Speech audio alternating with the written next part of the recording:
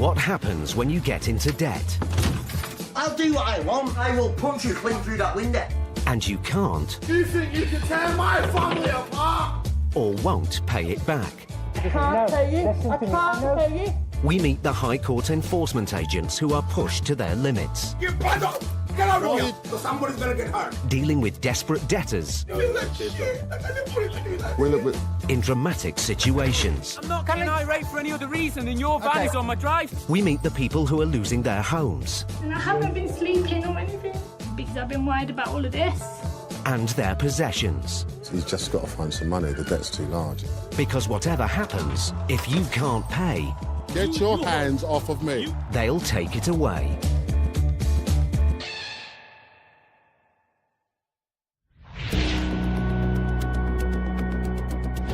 Research has shown that more than 8 out of 10 young adults in the UK admit to having received financial support from their parents. 1 in 3 parents have been under financial pressure as a result of bailing out their adult children.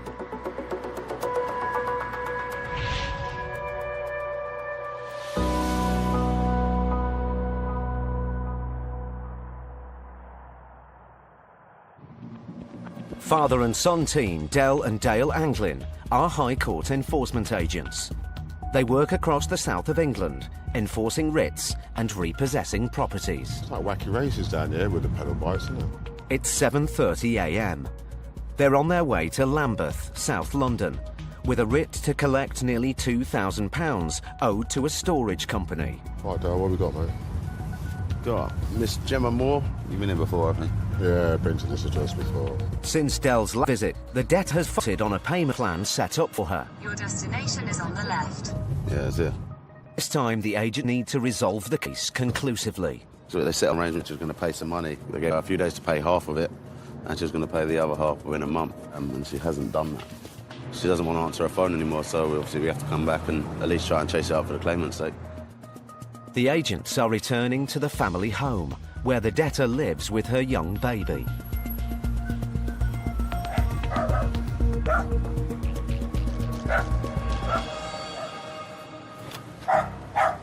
Morning. I'm looking for Gemma. She's not here. Sorry. Sorry, hello? Hello? Sorry? I'm here to speak to Gemma. She knows.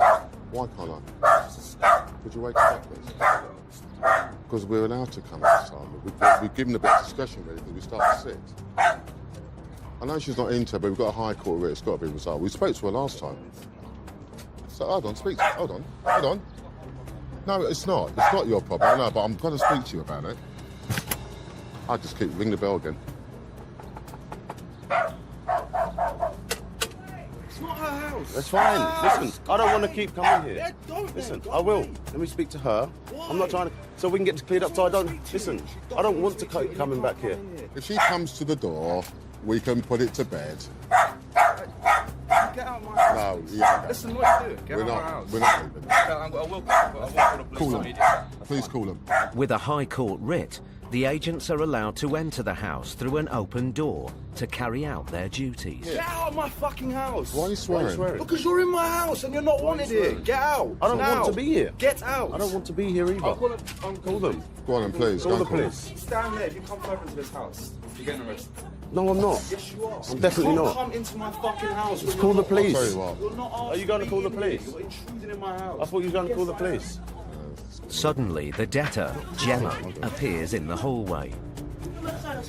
No, I'm not going. I'm no Gemma. I don't know who he is. Right? Okay. Gemma's brother gets on the phone to the police. It's a High Court writ. I've got it here. It's your sister's copy. I have to give it to your sister like this when I finish this. She's got a copy of it from last time, yeah? Del needs Gemma to understand why they're back. The reason we're here again is because you said that you was going to pay half of it that week. At the time, I didn't realise that wouldn't have been a possibility. Right? Okay. We were happy to make that arrangement with you. You've not kept your word, and so we're here. The issue I've got now is I don't know what belongs to you in this house and what... No, hear me out.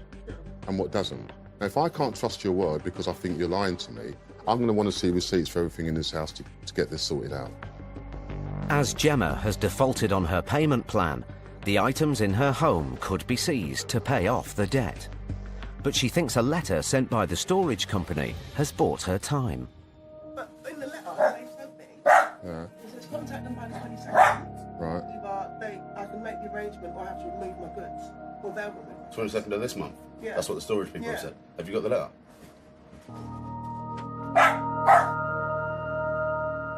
Thank you. Then they're talking about disposing of stuff if you don't contact them. The letter is about removal of her goods from the storage unit and not the recovery of the money she owes. The agents are still duty-bound to enforce the High Court writ. Have you spoke to them yet? Don't want you to lose your stuff as well. Well, when we deal with sort of young defendants, 9 times out of 10, they've totally messed up, made big mistakes, the world's fallen down around them, and you're going to deal with the high emotions and the shock of us being there inside a family home, and it's not just one person now, it's the whole family. The agents have been at the property for 20 minutes when Gemma's mother arrives home. Is this the mother? We're just talking. No, there's not talking in my home. This is my home. She is coming to an agreement, okay, with whoever the storage people that shows the money to. Why are you back? Well, she my hasn't home? kept her. What, how much was you supposed to pay? He said, well, they wanted, like, I told you about 800 quid they wanted, but then I couldn't do that, Yeah. could I? No. We've been making phone calls to prevent us having to come back here. We don't want to waste our time and come back here for no Exactly, and I reason. don't We want wanted to you do. in my home. That's Do you fair know what I enough. mean? This is my Listen, home. I understand She that. doesn't live here. I understand. She doesn't live here. I wasn't even here for how long? 6 days? Yeah. I wasn't even here. She chucked me out. I don't know On that. the sofa. Last time you were here, I said, I aside from putting her on up, sofas. living on my city for a year. It seems the debt has caused deep family divisions, and Gemma's mother recently made her leave the family home. I've been saying to her, pay that storage, sort out that storage, sort Yeah. out that storage. She's got no money, she's got no home. The only thing she's got is the clothes on her back. Okay. With Gemma saying she can't pay, will Dell and Dale ever get the £2,000 they came? High Court enforcement agent Del Anglin and his son Dale were in Lambeth, South London, to collect £2,000 owed to a storage company. Get out of my fucking house! The agents have returned after Gemma defaulted on her payment plan. And this is my home, why are you back? Now they need payment today. The reason we are back is because Gemma made an arrangement With you? with us Right. to sort this out. Now, if she couldn't do that, Yeah. or her circumstances had changed, Right. she should have just given us a call. Now, the issue is we've got an outstanding matter that's got to be addressed. It needs to be resolved. I need some form of payment because she's broken her word with me. Right. Right? Now, if someone breaks their word with you, are you likely to be able to trust them next time? No, of course not. Well, that's the issue I'm I at. did say, What- you're right, I did say last time I haven't actually got it. What she said was she didn't have anything, her stuff was in storage, and she didn't have any work. But then she also said Yeah. she'd be able to pay half the By debt Friday. by Friday. I would try. That wasn't what you said. You No, said and then I said I'd speak to my mum. Did I not say I'd speak to my mum? yes, and that you'd pay the payment by Friday. Okay, that didn't happen. Received no phone call. The arrangement's been broken. The debt doesn't disappear. Dell and Dale must now get the case resolved one way or another. Can accurately reflect. Well, with, 1,800 quid. I told you that on the phone the other day. it's £1,945.83. And then, handle of course this. you can't. Yeah, My mum would I hang me can't from the pay my nearest bills, power. do you know what I mean? I don't know how you can address that because it's a lot of money, and I don't expect you to sprinkle it out of thin air. Oh, you can set up a direct debit for me. Okay. Yeah, we'll do that today, yeah? Despite her frustration, Gemma's mother agrees to help her daughter out. See, I can't have this, do you know what I mean? This is too much for me, Okay. so... we'll sort What are it we out. talking about then? What do you think we can Well, I afford? can... £100 a month. Let's see if they'll accept that. In some instances, debtors have to resort to the bank of mum and dad to help them through difficult times. Your parents will always want to help their kids. That's what most of us do. It's heartwarming to see that. Dale calls the office to see if the claimant will accept the payment plan of £100 a month. This case, obviously, you've seen the report last time. She lives with her in her mum's house, so she doesn't have any assets. While Dale waits to hear from the office, Dell wants to find out more about how Gemma got herself into this situation. It's unfortunate that sometimes when things go wrong, everything seems to go wrong, doesn't it? She's You lost her know? home, they've had to put all the furniture in storage. You know, and it's just... Hello, mate. You all right? Yeah. And then she's Not bad, mate. Not bad. Right. so I had to get out. Can I give you a reference book? So then it all went in storage. Did they evict Then I you? lost my job. She doesn't sign I off. Yeah, no. I know. Gemma, Well, I feel like shit. don't wake the baby up. Listen. Really up. What she's doing Don't, listen, Gemma, don't get upset, darling. Cheers, John. Thank you. listen, it'll be sorted Don't today. worry, listen. I'll sort it out.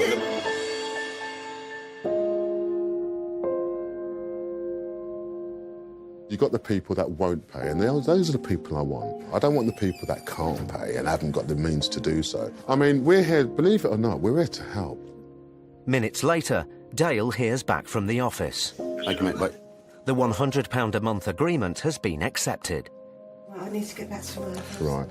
We'll be gone. What date of the month? £100 starting from what, the 1st of May? Is that going to be all right? First of May, right? Yes. First of May will be fine. Just phone if you've got any doubts, or even if you just want advice. I don't want you to get into this bother again, or someone else comes. I'd rather just deal with it in its entirety and then it's done. With the payment plan agreed, the case is resolved for now. Right, sorry for the No, inconvenience, no, right? thanks. Cheers. Okay.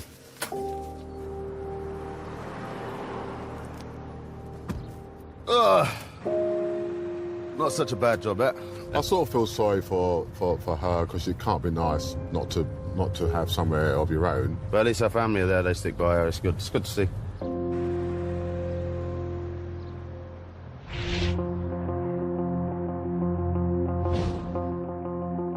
In the last 15 years, the number of new businesses in the UK has increased by 50%, with sole traders being at the forefront of this surge in growth.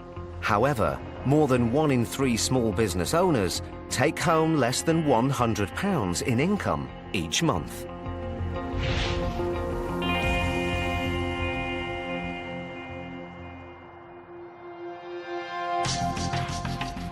High Court enforcement agents Gareth Short and Craig Vernal work across Wales and the southwest of England. Okay, so we're off to Worcestershire next, mate? Yep. Down to a company called Egg Media UK Limited. The company sells dresses online under the name of Want That Dress. It owes a large debt to a parcel delivery company.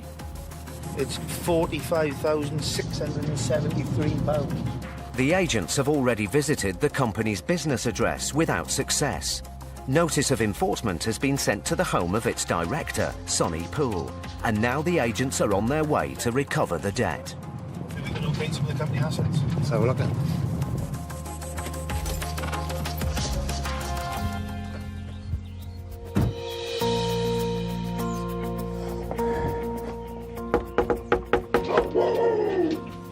It's a big dog. Somebody's in. There's movement inside the house, but no one's answering. Gareth and Craig turn detective. Boxes here, mate. To Want That Dress. The date on this as well is the 11th of April, so it's traded recently, yeah. With company parcels being delivered to the director's home address, the agents are suspicious that he may be trading from here. Hello, enforcement agents, look at the door, please. Then. Hiya. High Court Enforcement, okay. High Court Enforcement Agency. I'm looking for the owner or the director of Egg Media Limited, trading as Want That Dress. He's on his way around now, is he? We'll happily wait, no problem. Moments later, Sonny Poole, the director of Want That Dress, arrives at the house. Okay, Sonny, is it? Where's your brick, mate? Okay, bear with me a couple of seconds. Mate, let me open my folder and we'll deal with it. There you go, mate. There's a copy of the writ there. Have a look. Yep, you can look it in my hands, yeah? Cool. Egg Media UK Limited, mate. Yes, that's right. It's not me, is it? I'm not saying it's you, but you're the director of Egg Media UK I used to Limited. work there, yeah. I'm not the Yeah. shareholder, I just works there. So why are you at my house? You're a director. You're a director of the company, mate. We have done checks. Yeah, I am a director of the There you go then. So you're not a shareholder, yeah? You are a director of the company. Yes, I am. So why Perfect. Is you owe 45,000. The company owes £45,673. So position you're in now, unless this debt is paid, we're going to be doing a thorough search of this property, looking for assets that are owned by Egg Media Limited. Okay. Okay. And then once we do find those items, they will be removed and sold at public auction. Egg Media has never operated from this address. It never will operate from this address. I'm the director. I don't own it. Okay. So you need to leave now, please. We won't be leaving, mate. I got a reason to believe that Egg Media have got interest in items within this property. On what grounds? They're trading from this address. Yeah. But we're not. Are you refusing to pay this, mate? Is what? Are you refusing to pay it? Yes. As Sonny refuses to pay, the agents have the right to seize goods belonging to Want That Dress to offset the debt. As the expensive white BMW parked in the drive could be owned by the business, Craig decides to clamp it. Next, the agents look inside the house for other business assets they could seize. Gareth finds stock labelled Egg Media in a bedroom. Sonny, I got another question for you, mate. If Egg Media got no interest in this property at all, why is there stock here from Egg Media? That's not stock from Egg Media. That's just a box that was used to send some... There's more proof again, mate. I honestly think he's lying to us, yeah? With evidence mounting that Egg Media are trading from Sonny's home address, Gareth puts the pressure on. 3 weeks ago, I made a visit. You've had a chance to sell some stuff or sell some stock. You've buried your head, haven't you? Of course I bury my head down. That's what you do, isn't it? I didn't really get the story. What happened? What happened? They used to send all that stuff out. And they probably lost about 90 to 100 grand's worth of stuff, like in their system. Right. Which means we had to then use our own money to send all that stuff back out, so we were fucked. And then they sent us a bill for doing it. Just then, Sonny's aunt and uncle arrive. We here now to either collect £45,673 or we are going to start the removal process. I'm not promising miracles, by the way. But then, despite Sonny's insistence that none of the possessions in his home are linked to the business, he grabs a laptop and gives it to his auntie. If you take that as a criminal offence, all right? No, it's mine. Okay, well, you need to show us that it is. Show me you've seized it. Yeah, it's upstairs. It's not. Right. Take the laptop, all right? So... I've already listed that. If you take that... Okay. I don't really want to be arrested for court. Sonny, with the greatest respect, mate, right? Sonny, if that wasn't owned by Egg Media, why are you asking her to take it? Okay, okay. Yeah. If you could prove to us it wasn't owned by Egg Media, you're a left doing no. With Sonny still not cooperating, Gareth and Craig continue to look for proof that his company is trading from his home address. Wow. They find Egg Media's bank statements. Sonny, question for you. So the 21st of March, you had £13,000 in the bank of Egg Media Limited. Where's that gone, mate? Just spent on direct debits and shit. Again, if Egg Media have nothing to do with this property whatsoever, why is the bank statement here? Despite his denials, the agents are confident that Sonny's company is trading from his home address. But then Sonny's uncle shows them evidence that his car is on finance and can't be seized. Sorry. That be that? Yep. Cool. It's great. Thanks, mate. Brilliant. Yeah. With the car out of bounds, the agents have to think on their feet. Sonny, if we give you 30 days to pay this off, are you able to give a down payment today? You need to play ball with us to be able to do that. Yeah?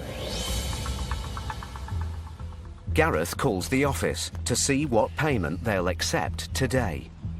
It's a massive debt, you know, it's 45 grand. If he can get a couple of grand by Friday, Yeah. it shows his commitment, shows he's serious about it. Yeah. I'll see if I can get a 30-day extension on it. Okay, cool. Gareth puts the deal to Sonny.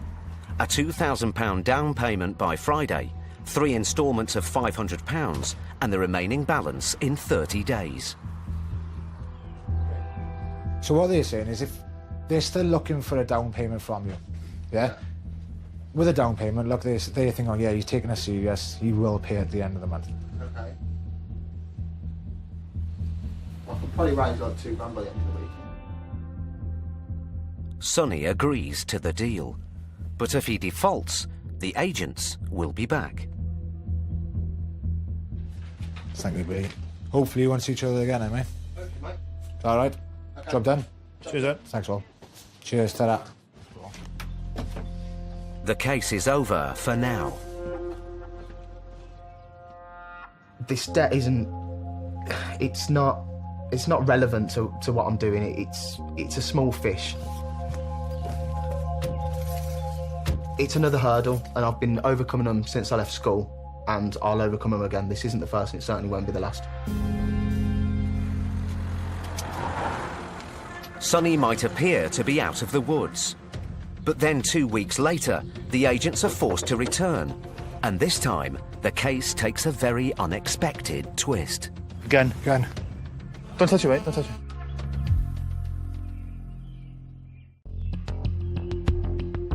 High Court enforcement agents Gareth Short and Craig Vernal were in Worcester to collect a debt of over £45,000 owed by Egg Media Limited, trading as Want That Dress. The company owes £45,673. Company director Sonny Poole said he couldn't pay the debt. Are you refusing to pay it? Yes. And claimed he wasn't trading from home. Egg Media has never operated from this address. It never will operate from this address. But the agents found evidence that suggested otherwise. Why is there stock here from Egg Media? Sonny then agreed to pay an initial £2,000 and the agent set up a payment plan for the rest of the debt. But Sonny has defaulted, and now 2 weeks later, Gareth and Craig are back. Sonny, you can open the door to speak to us, mate? Do you want to deal with us?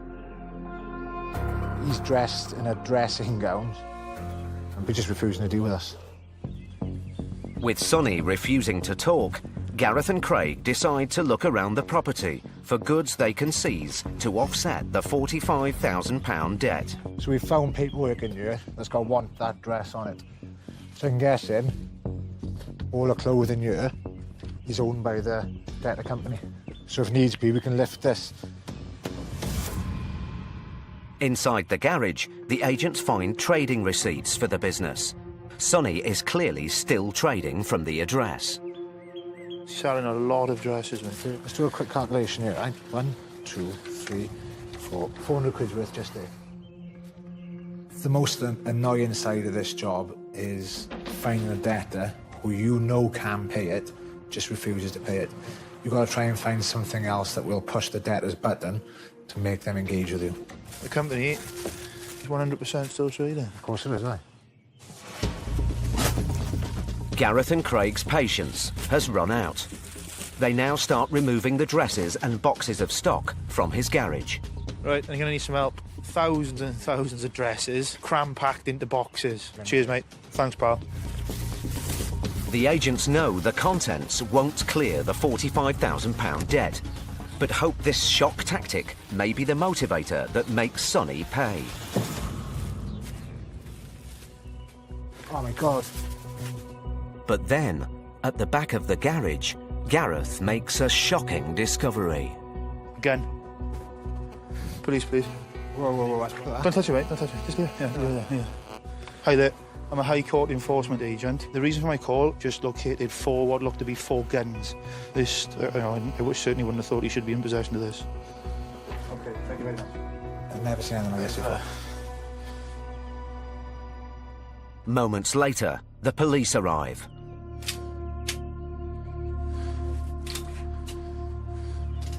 That's a BB gun, that one. BB guns are legal airsoft weapons. Is it really? Yeah. So it's a bit heavy, really. That's what's all good. Yeah, they make them out of metal quite a lot, so they look real. Yeah, so we thought, That's ridiculous, really, isn't it? That is also a BB gun, but it looks real. Yeah. Why would he want all these guns? Some people just like them.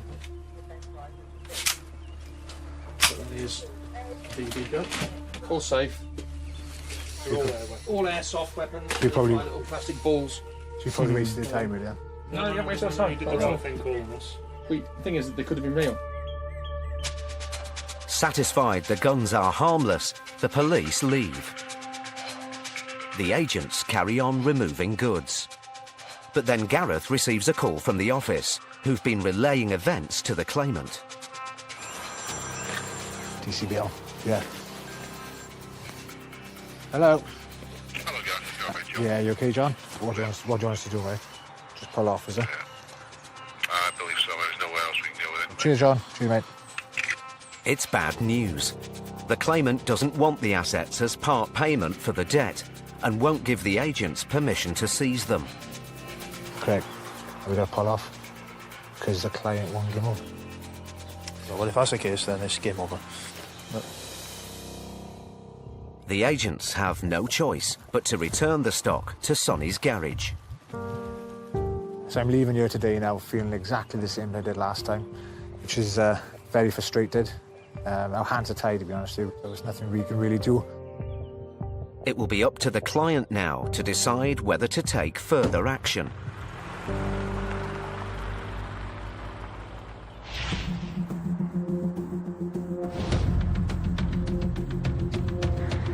"60% of small and medium-sized businesses in the UK are experiencing increased operating costs and believe it's having a negative impact on their cash flow.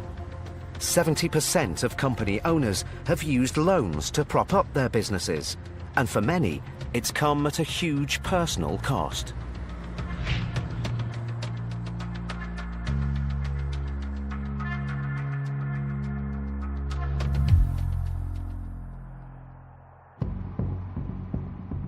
Father and son team Del and Dale Anglin are back on the road again, this time in East London, with a writ to collect a large debt from an Indian restaurant.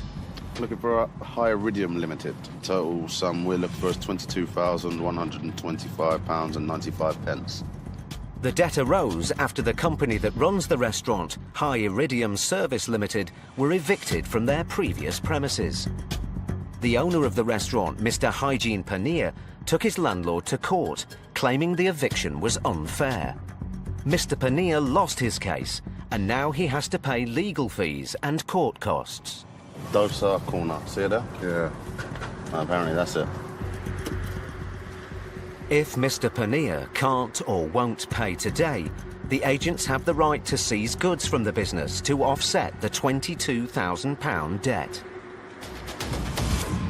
Hello, mate. Is the owner or director here? No, he's away. Can we get him on the phone? Hello? I've got a High Court writ for High Iridium Limited. Okay, hold on for another 5-10 minutes. Is it okay with you? Cheers, mate. Minutes later, Mr. Paneer arrives. Hello, how you doing? Hi, good, thank you. Hi, John. Hi, John. Is it? Hi, Jean. How are you doing, sir? You okay? Yeah, good, thanks. Fantastic. Take a seat. It's for money's owed. What kind of money? It's £22,125 now. What needs to be done if I don't We have need to pay £22,125.95. Okay, but I do not have any money in my bank. The issue is, Arjun, that we need to collect this money. With Mr. Paneer saying he can't pay, the agents may have to seize the fixtures and fittings in the restaurant to pay off the debt. But Mr. Paneer thinks he has proof that the assets here don't belong to him and can't be seized. His friend Martin steps in to listen. Premium will be paid in 5 monthly installments starting 1st December 2015. The 5 monthly installment is the goods which has been purchased for this place. Mr. Paneer shows the agents his lease. He claims he's making monthly payments to his current landlord to purchase the fixtures and fittings in the restaurant from him. He claims that he doesn't own them outright, but Dale is suspicious. At the end of the day, if I'm buying something of someone, I'd want a receipt or an invoice or something, yeah, with the terms on it and a list of what I'm buying. Surely you would have that. Because I'm a bit stressed out. I couldn't find where exactly it says that. The lease shows that Mr. Paneer has been making payments to his landlord, but there's no mention of the purchase of fixtures and fittings in the document. the payments appear to be solely for the rent. With no proof to the contrary, Dell and Dale believe that the assets belong to the company named on the writ and could be seized. They ramp up the pressure. What you should be doing is putting your time, stressed or not, to finding out how we're going to get this money. If we start removing goods, we're going to be at the balance of 24,420. The bill will go up if we have to start removing goods. I can pay you £100. That's what I can do right now through the bank. I find it quite insulting that you just offered us £100 for a £22,000 debt. No, it's not. When you've got 2 businesses running. Okay, give me like 10 minutes or so. Let me discuss with him. Let me see who can help. Well, take your 10 minutes, put it to good use. Okay. Because in 10 minutes' time, I will start making calls myself. The clock is ticking. If Mr. Pania doesn't come up with an acceptable offer, the agents will be forced to remove assets from the restaurant, putting his business at serious risk. He's under pressure now. If we took a course of action that involved removal, he is going to be out of business. There isn't another way of putting it. He's just got to find some money. The debt's too large. He's just got to dig deep. 10 minutes later, Mr. Pania has a new offer. I just called a few people, and the best I could get up at the moment is around £1,000, £1,500. 1,500? £1,500. That's the maximum I can get now, right now. Okay. That's not going to be enough.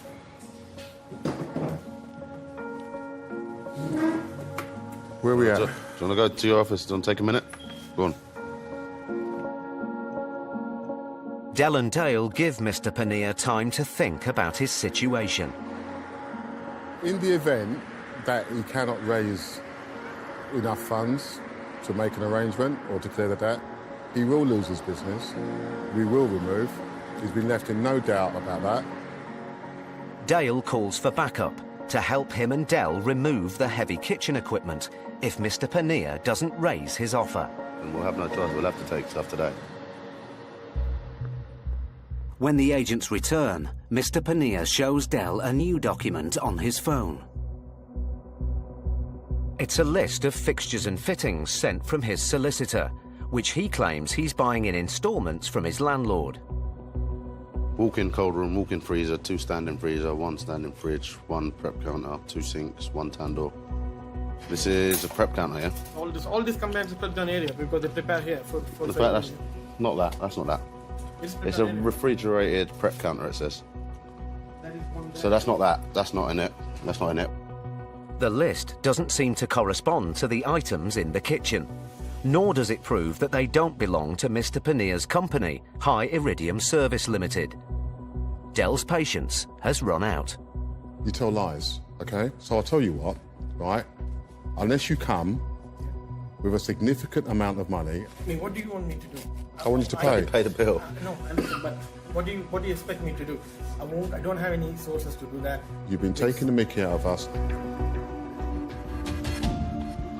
Mr. Pania has run out of excuses. The agent's only option now is to remove the assets from the restaurant. Dale's backup arrives. High Court enforcement agents Brian O'Shaughnessy and Graham Aldred. More papers, which It's just a list. 14 tables, 1 fridge, 1 freezer. The team begin to remove goods from the restaurant.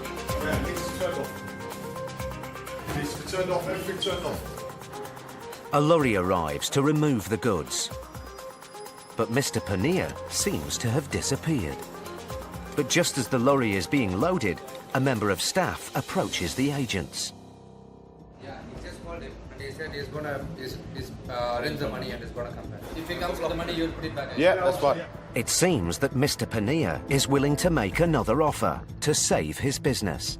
As an enforcement agent, when you start removing goods, action begets reaction. Things start to happen. You generate activity. People start running around a little bit harder, making more phone calls to try and get the money.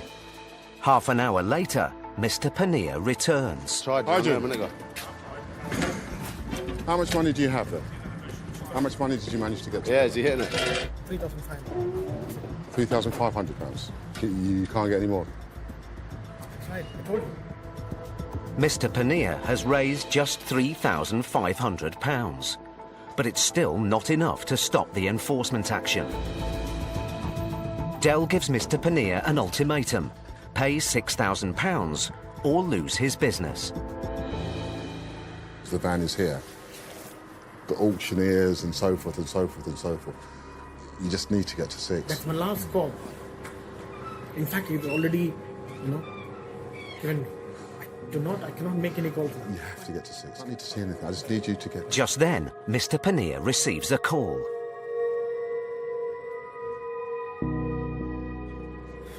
Okay.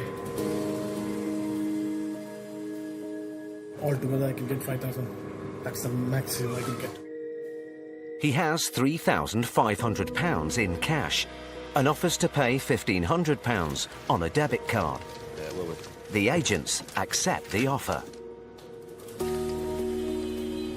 Brian will finish that off. Let's just get this stuff off. Mr. Pannier agrees to pay the rest of the balance on a payment plan. Now they've secured payment, everything has to come off the lorry.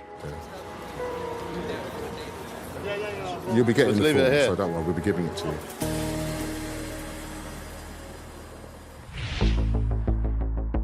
Dell and Dale have got a result in a difficult situation. But in Gareth and Craig's next case, coming frightening old people. they meet two pensioners whose debt has pushed them to breaking point. Just take what you want and fuck off, all right?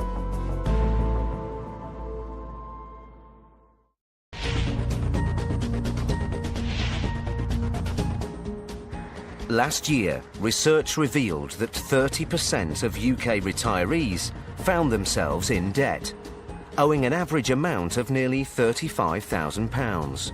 1 in 10 had debts totalling over £100,000.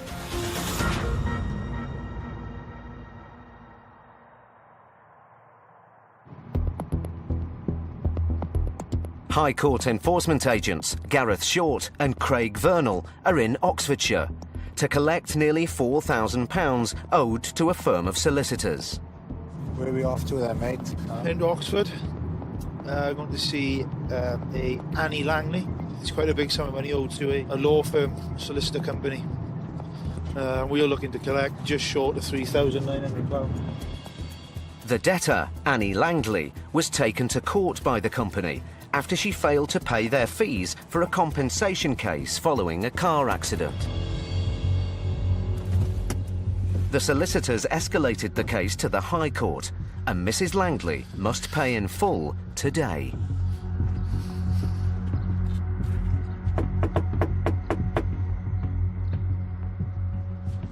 Voices inside.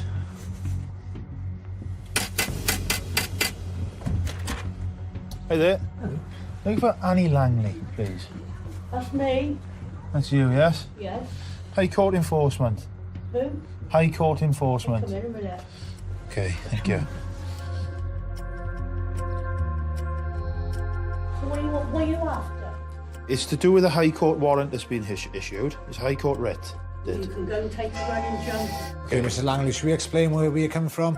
You can pee off them because I'm not saying nothing. The solicitors have gone to the county court and have obtained a county court judgment against you. They've now escalated it up to the High Court, and the High Court have issued them with a writ. The balance at the moment stands at £3,847. He's 84, I'm nearly 70. Yeah, I appreciate that. Prince has done sweet F4 Okay, for me. we appreciate the predicament you're in at the moment, and you're saying they've done nothing for you. They've done nothing at all. They sent me a few lazy letters. But unfortunately, they've gone to court, which means you've got a writ.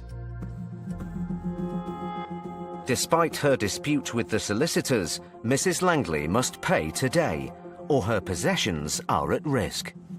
Take what you want. But we don't want it to come to that. Well, we ain't got the money, so you've got no other choice unless you want to arrest me.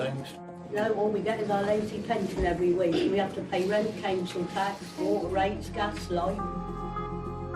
Mrs. Langley, do you appreciate the severity of this at the moment? I do. You just seem for something that I haven't Okay, received. I appreciate- They led me up the garden path saying I was entitled to this, I was entitled to that.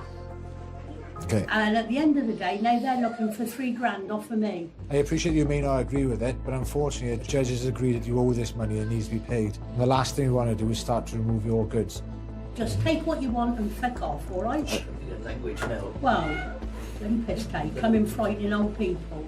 I don't take it personal if an elderly person's rude to me, but it's something you just need to take. It's part of the job. Just let them vent their anger and then deal with them afterwards. But unfortunately, there needs to be a conclusion to this today, look. Well, I've got no solutions, have you? We haven't got any money to pay. No. And we're not going to come into any money overnight, are we? Nearly £3 for nothing. A few old lazy lepers and being led up the garden path and being conned. And then they got the cheek to look for £3,000 off me. It's clear that Mrs. Langley can't afford to pay the £3,800 debt in one go. The agent's only option is to try and negotiate a payment plan. We need to speak to the solicitors involved and see what they're willing to accept, and we need to try and work between the both of you to come to a happy medium where that you can afford to repay it and they are happy with the payments that are being made. What you see is what you've got. All I could do is £10 a month. Mrs. Langley's offer of £10 a month means it would take over 32 years to pay off the debt. I'll be completely honest with you, Mrs. Langley, that wouldn't be accepted. You said make an Yeah, I offer. appreciate that. Yeah, I appreciate that. Thank you. But that would take 380 months to clear. Well, I'll be dead longer before that anyway, so they still won't get their money, whatever way you look at it.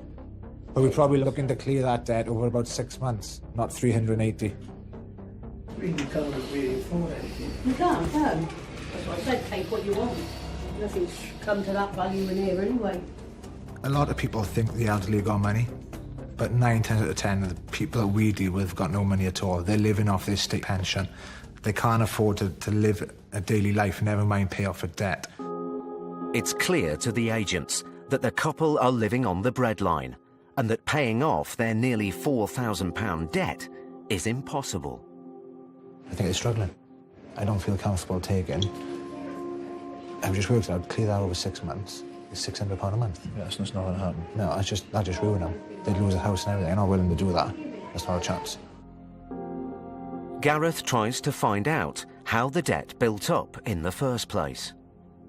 We had an accident and they rang up and said that we were entitled to £7,000 or something. Right, okay. And my son's little boy, Yeah. he was in the car at the time. He's only 2 then. Oh, never. And they was ringing him as if he was an adult. Ah, right, okay. And we do. We've stopped dealing with it, and that because of that, that's built up. Built up and built up. We haven't done anything wrong. No. It's just being pressurised all the time to pay something. And we do. As the couple have no means to pay the debt, Craig calls the office. The offer that they've been able to put forward is initially £10 a month. And I think there's no visible assets that we can levy against Craig, no. There's nothing, no assets at all significant to this debt. All right, pal. Yep. I know it's frustrating, but there's nothing you can do, is there? No. It's the best option, mate. It's the best option all around. All right, mate. Cheers, I Ed. appreciate that, Craig. Thanks, Cheers, mate. buddy. Bye-bye. Bye. The office have advised Craig that they have no option but to drop the case. I've spoken to our office. Given the circumstances, I think there's a vulnerability issue here in the fact that you're both pensioners claiming a pension. So we're going to be putting off at the moment, all right, and withdrawing from the job. We are certainly not going to be removing anything from you, okay? Given... No. Mrs. Lang, my advice to you, though, is do get to the bottom of it. Otherwise, you will get somebody else just knocking your door in future. And good luck with it, all right? Take care, Mr. Langley. Thank you. Bye-bye.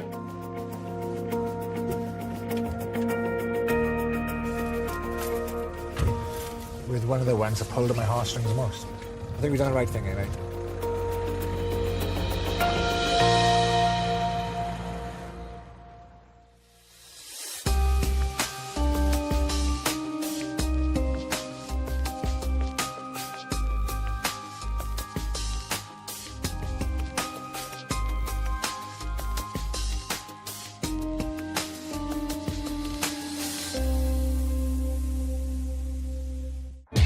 Next time, Gareth and Craig get a hostile reception I'm not acknowledging anything because I don't know. Fuck all. and dig deep for the truth at a farm. This is upsetting so much. Somebody's fibbing. while Phil and Steve meet a young family living in shocking conditions. Midland Bank, is that what you call a panic room? It's not a habitable place to live, especially with small children. Are back out on patrol next Wednesday at 9 as the new series of Can't Pay, We'll Take It Away continues.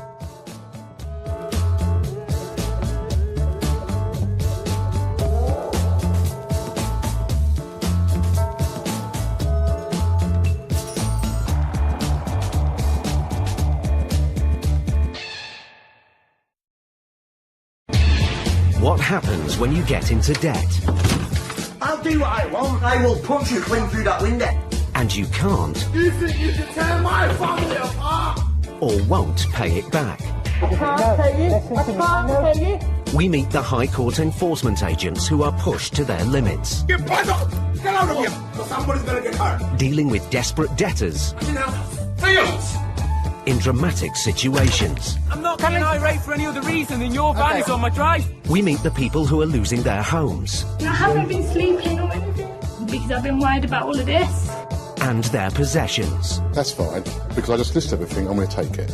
Because whatever happens, if you can't pay, Get your hands off of me. they'll take it away.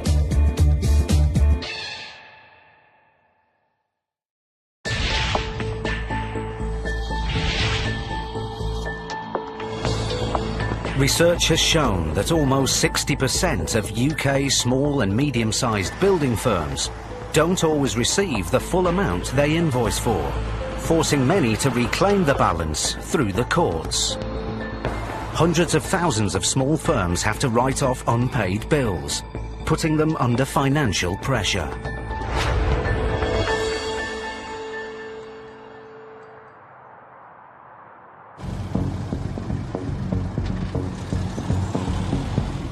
High Court enforcement agent Stuart McCracken and trainee Ian Taylor travel all over England and Wales, seizing goods and collecting debts.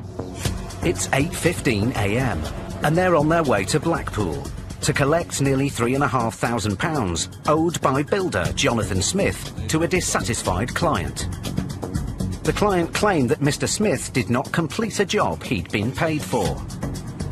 How much does he owe? £3,315. I'll be interested. The agent's High Court powers give them the right to remove goods to cover the debt if payment isn't made. They immediately spot Mr. Smith's work van and a car in the driveway. Oh, what we got? A 4-plate van and an 08-plate Mondeo. This job is going to be anything but straightforward.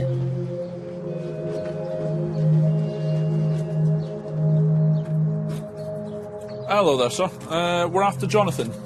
Speaking. Jonathan, hello. My name is Mr. McCracken. I'm a High Court enforcement agent from Direct Collection Bailiffs Limited. We're here to execute a writ, sir.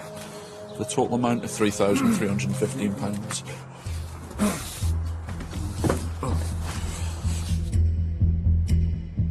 What happened was, it went to court, and the court never sent me a letter. Right, okay. So I written back to the court, Yeah. because I couldn't afford to pay the £250 Yeah. to put it aside. Right, okay. Well, at the moment it's still active, which means that we're here to collect the balance in full or remove goods, sir. So you need to see what you can do to try and raise some funds. The only thing I've got is 200 cash, that's all I've got. Right, it won't be enough, sir. So like I said, we will have to take control of goods. If we do have to remove goods, sir, sorry to say, it goes up to £4,062. Well, the thing is, I can't pay it, that's Yeah, the okay. end of the... Okay. As Mr. Smith can't pay, the active High Court writ means that Stuart has the right to seize any of his assets to cover the debt. With their possessions now at risk, Mr. Smith's wife intervenes. You've got a job to do, we get that, right? But Yeah. you're not looking at our position. All you No, do this- is you Yeah, see there's what your nothing I job can do. is. There's nothing I can do. We've got nothing to give, Yeah. that's it. If we do take control of goods, to a certain extent, wouldn't be the end of it. For example, there's extra charges, storage charges, etc., Yeah, but you etc. can say all that, but what I'm saying is, there's no money. No. So you'll have to put me well, into jail. yeah, well- That's the only way to do it. Don't be getting upset now. It's not fair on the kids, it's They've got disgusting. exams as well. That's exams and you're doing this to these. I'm not doing it. Well, You know what I To mean? me, it's more appropriate time, though, you know, with kids in the morning. It is what it is, I'm afraid. You know what I mean? do you know what? Just get out of the house, do what you've got to do. Just get out of the house. I can't stand this. It is what it is. Say what you want. I'm not particularly bothered now because you're upsetting the kids. And that's I'm not upsetting the kids, sir. Yeah. I've got no money to give you. Yeah. Simple as that. Okay, so we'll have to do our job, which is taking Do control of your goods. job then. Come on, let's get you to school. Come on. I think the single most hardest thing about this job is when kids get involved. It's not their choice, it's not their fault, they're just in the face of it, I suppose. And when you've got a family that want to protect the children, it can be quite emotional. It's a sensitive situation, but the agents are duty-bound to stay in the house until the case is resolved. To avoid causing further distress, Stuart and Ian decide to wait until the children have left for school before taking further action. You're looking vacant. So, there's nothing I can do. Okay. You know how kids are so stressed over these exams at the minute? I'll just have a bit of compassion, for goodness sake. Well, just say, okay, What do you want me to do? I'll step outside so you can I can't do that, I'm afraid. How can you do it? It's an unpaid High Court rate. What have you got no compassion whatsoever? You're absolute arsehole. With the children now on their way to school, Ian calls for a finance check on the two vehicles in the driveway. Hi James, it's Ian. Can you put me through to someone for HPI check, please? Cheers. Right. Both vehicles are free of finance. The debt's kind of around about £3,500, and between the two, they're worth about £3,000. So it's not far off the full amount, really. So it is worth our time taking them. Makes your job harder when there's kids involved, because no kid really wants to see it, really. It's enforcement agents threatening to remove goods. But it is what it is. We've got a writ to collect. Let's just hope they can raise something, so we can get this matter resolved. Both vehicles have now been seized. 30 minutes later, Mr. Smith returns. Stuart gives him another chance to pay. Is there anything you can do? Anything? I've just had to send my daughter in bits. Do you know that feels? Do you know how that feels? In front of all the parents? Do you know how it feels? Just on the verge. Believe me. Just give me a minute. Yeah.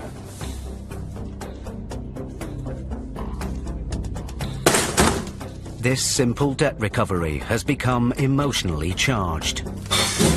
With Mr. Smith refusing to speak to the agents, will they ever get the £3,500 they came for?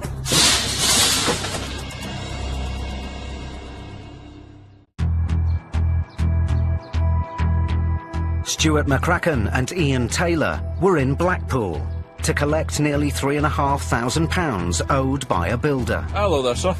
We're after Jonathan. Speaking. Mr. Smith claimed he was trying to appeal his case. So I've written back to the court because I couldn't afford to pay the £250 to put it aside. Right, okay. Well, at the moment, it's still active.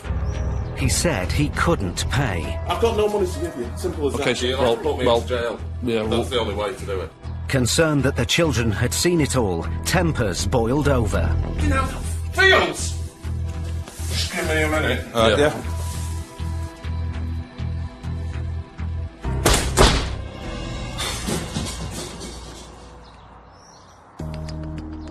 Now with Mr. Smith shut in the kitchen, Ian tries to reason with his wife.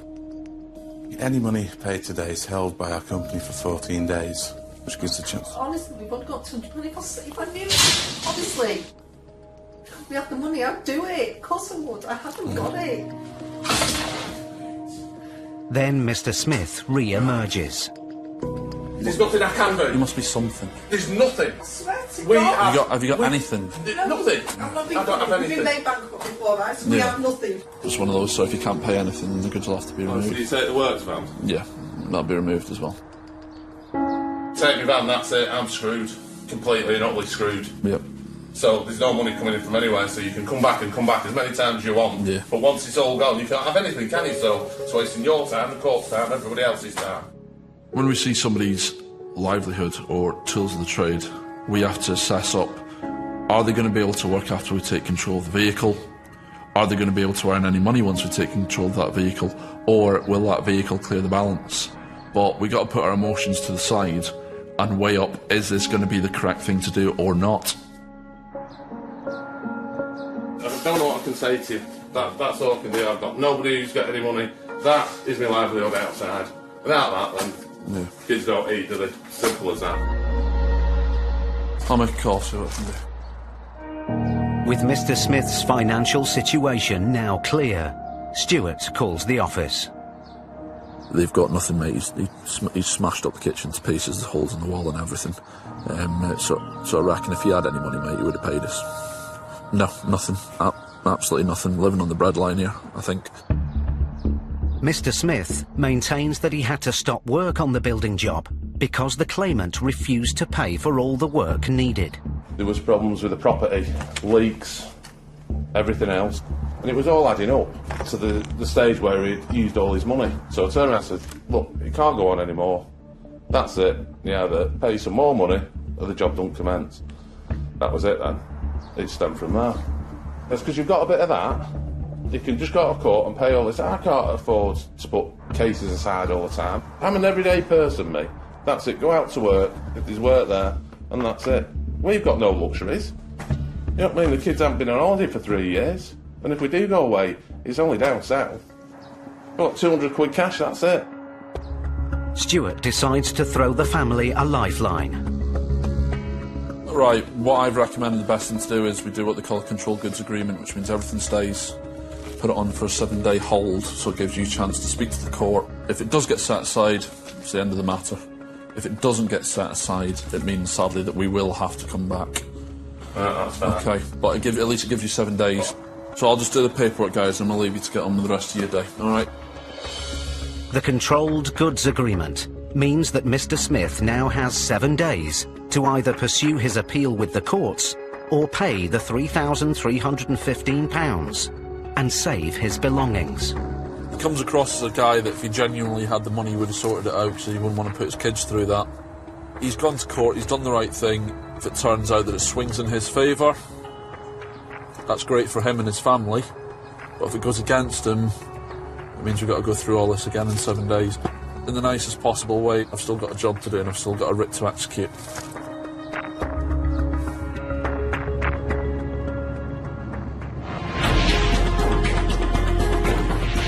A report reveals that last year, 80% of UK companies were kept waiting for at least a month or longer to get invoices paid. It's estimated that more than 40,000 small and medium-sized businesses are owed more than £1 million in unpaid bills.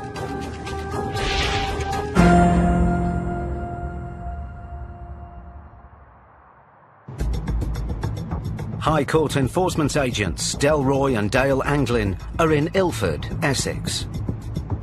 The father and son team have a writ to collect a debt of over £2,500 owed by Mr. Samsul Ahmed to a frozen food company. Oh, it's that one there, 04. If Samsul can't or won't pay today, the writ allows the agents to seize goods to offset the debt.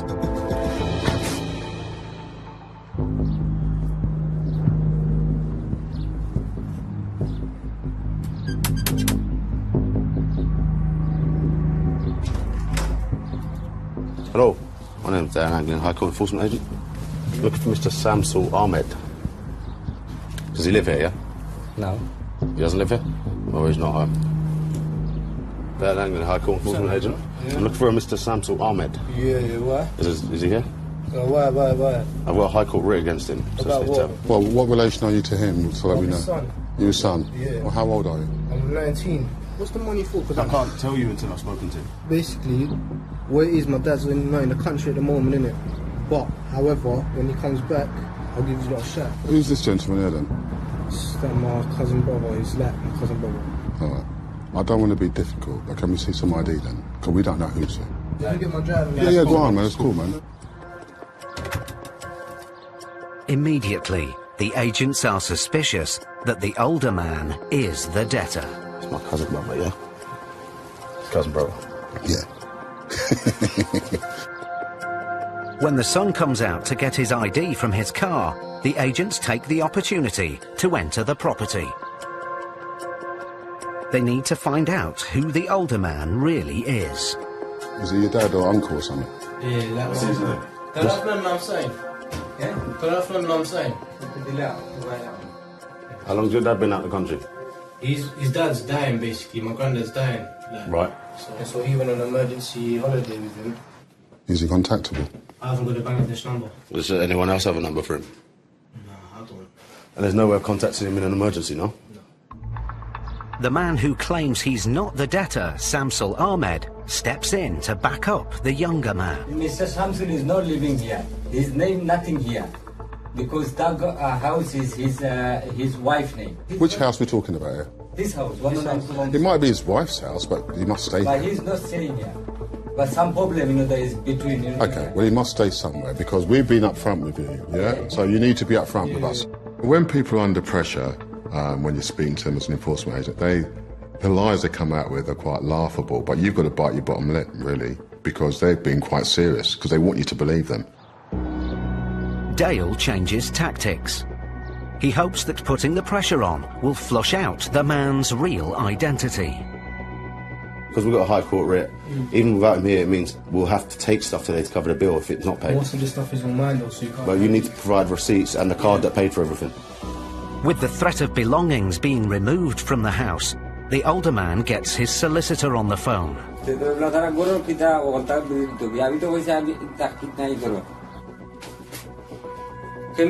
Totally incorrect, but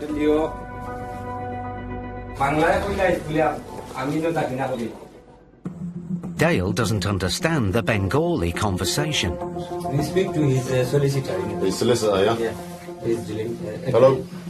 Our client is not here at the moment, and out of blue he can't just come and try to impose that action. Letters were sent prior to our attendance today, so obviously we have let you know that... We can understand, but in between there should be some communication regards to our client. There has been letters, but we haven't had any response, which is why we're here. As it stands, it needs to be paid. Well, they will not pay you anything right now because... Okay, no worries. That's fine, no worries. When there's a language barrier, it's really difficult for us to know what's going on. They can hitch up a big plan and secure their story right there in front of us, and there's nothing we can do about it. We just have to work a bit harder. Although the agents suspect the older man is the debtor, he still claims he's not Samsul Ahmed.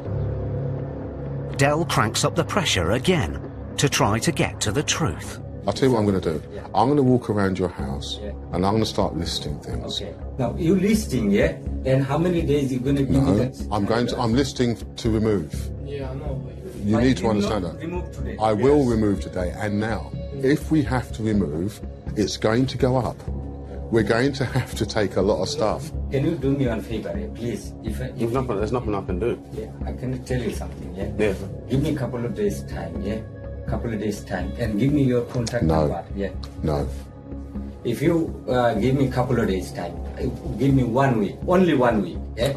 And I can tell you, yeah? Honest to God, I'm going to tell you, give me 1 week time, yeah? And I'm going to do something, sort it out. No. Please. The older man now appears to be taking responsibility for the debt, but he still hasn't revealed his true identity. Please, please. Yeah, because I don't have any choice. Okay, that's right, okay.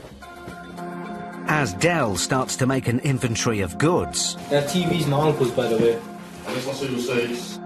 Dale tries again to establish if the men really are father and son, and that the older man is the debtor. Do me a favour, can you ring his phone? Just so I can close off my suspicions here. Can you ring his phone now? Yeah. Dale asks Samsul's son to call the older man's phone. He's using my dad's British number. He's using your dad's number? He's using my dad's British number. Oh, that's your dad's phone? That's my dad's British number. Right. I'll tell you what makes sense to me is that that's your dad, and you man obviously need to save face. No. so acting like I'm a fool. Yeah. It's cool. So that's not an issue. I understand. Initially you lied, so now you got to keep with that. Yeah. When you went to call him, suddenly he's got your dad's phone. So that's your dad, yeah? Yeah. I understand why you done it. Yeah. Listen, I don't need to sit down. Listen, it's your house. I understand. Hear me. I don't mind. At the end of the day, right, at the end of the day, let's just roll on, get this money so we can do what we got to do. Finally, the older man confirms he is Samsul Ahmed, the debtor. I apologize. Listen, you don't need to apologise. I understand your reasons for doing it. Samsul, listen. If you do not pay me, all the property that I've listed to be removed will be removed. With their lies exposed, Samsul and his son Newman suddenly start to discuss paying the debt. आपने किला payback करबा if আমার friend থেকে আমি নেই কিলা তার payback করবা আপনি কো 2000 আমি নিয়ে আমার friend থেকে আমি 2000 আমার friend থেকে নিমু I'm not going to pay him back বুঝছেন আমি তারে কিলা ফোন কিলা করতা আমার কিলা লাগবো আপনি বুঝছেন না আপনার জন্য আপনি অসুবিধা আইছে আমি আমার friend কে যাইতাম 2000 ফোন আমি আস করতাম 1000 হইতে পারে 1000 আমি কিলা হইতে আমার গরো বেলি পাইছে আমি কিলা আমার friend নাই আমার কিলা লাগবো Newman leaves to try and raise the £2,500 owed by his father. But if he fails to come back with an amount which will satisfy the claimant, the agents will start seizing goods. They're trying to get the money. We're happy to accept half of it. If they can get half of it, we'll sort out some form of arrangement and take it from there. But I want half of this money.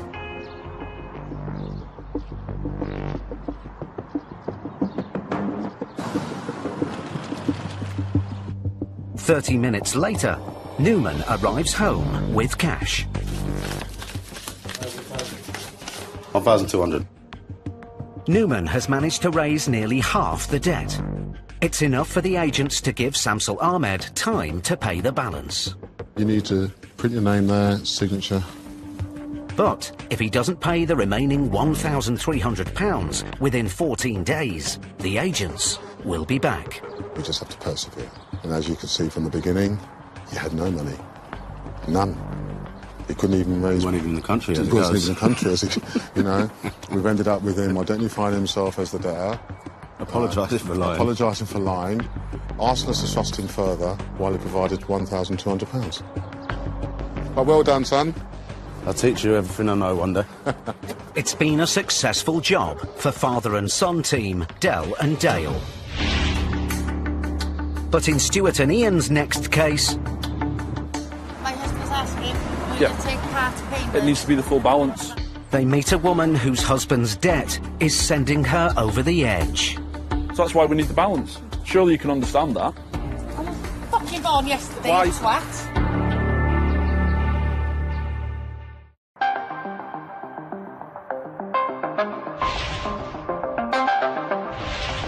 Debt in the UK's farming industry has risen by almost £1 billion over the past 5 years. Last year, 1 in 5 farms generated a loss, and nearly 20% faced major financial problems.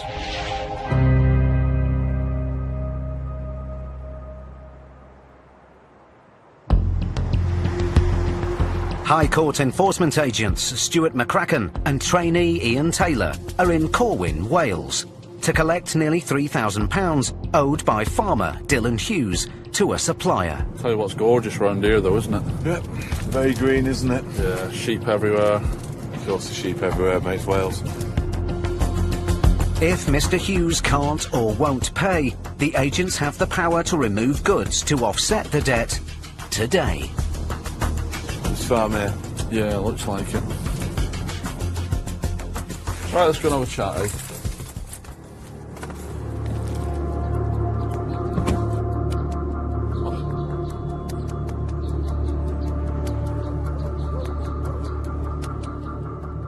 Stuart immediately spots an asset. Do you HPI on that, mate? Yep. While Ian checks whether the vehicle is free of finance, Stuart goes to find Mr. Hughes.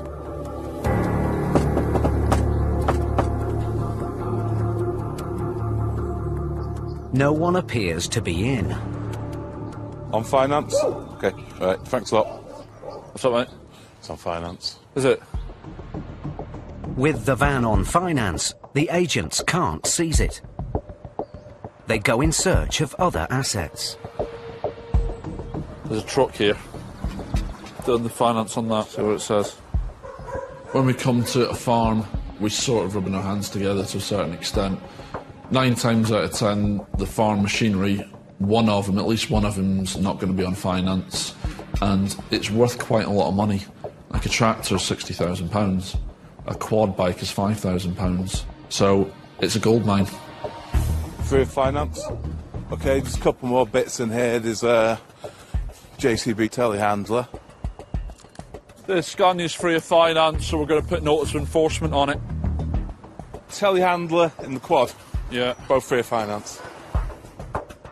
Although the value of the assets seized are worth more than the £2,700 debt, the agents hope the threat of removing them will prompt payment. And as the agents wait at the gates, someone arrives home. We're after Mr. Hughes. He's not here. Right, okay, you able to get him on the phone? What for? It's an outstanding High Court writ. Let me see the address. I can't show you anything because you're not Dylan Hughes, I'm afraid. But we have taken control of the Scania lorry, the JCB and the quad. He doesn't own them. Who owns them? Dion Hughes, my son. Right. My husband doesn't own them. Okay, so we need to see some documentation. Do you want to speak to him on the phone? Yeah, that'd be great, yeah. Hold on. Is this him, is it? Hello, is that Mr. Hughes? Mr. Hughes, good afternoon. My name's Mr. McCracken. I'm a High Court enforcement agent. We've been sent with regards to an outstanding High Court writ, sir, for the balance of £2,736. Are you able to make a payment? I can't make a full payment today. Right, because we've got to take control of goods, you see. There's been a dispute for about 12 months more. Yeah. The thing is, I don't even know who the claimant is. We simply get a High Court writ to come and execute, as you can probably understand. The fact is, well, we'd need the balance paid before we remove any goods. So you need to clear the balance. If not, we'll have to remove the goods today. That's why we're here. But I need to prove. Let me see that. Hang on, spare for 1 sec. He's still talking at the moment. Just spare for 1 sec. Unbelievable. They put the down the land, which you don't own. They put the teleporter down, which you don't own, and they put the quad bike down, which you don't own. We need to see some documentation. Dion owns. I'll go and get you the documentation. Yeah, brilliant. Yeah, well, I'll be coming in, so don't worry about it. No, I'll be coming in, so I've already been in, so I can come in again. You're not supposed to. Well, of course I am.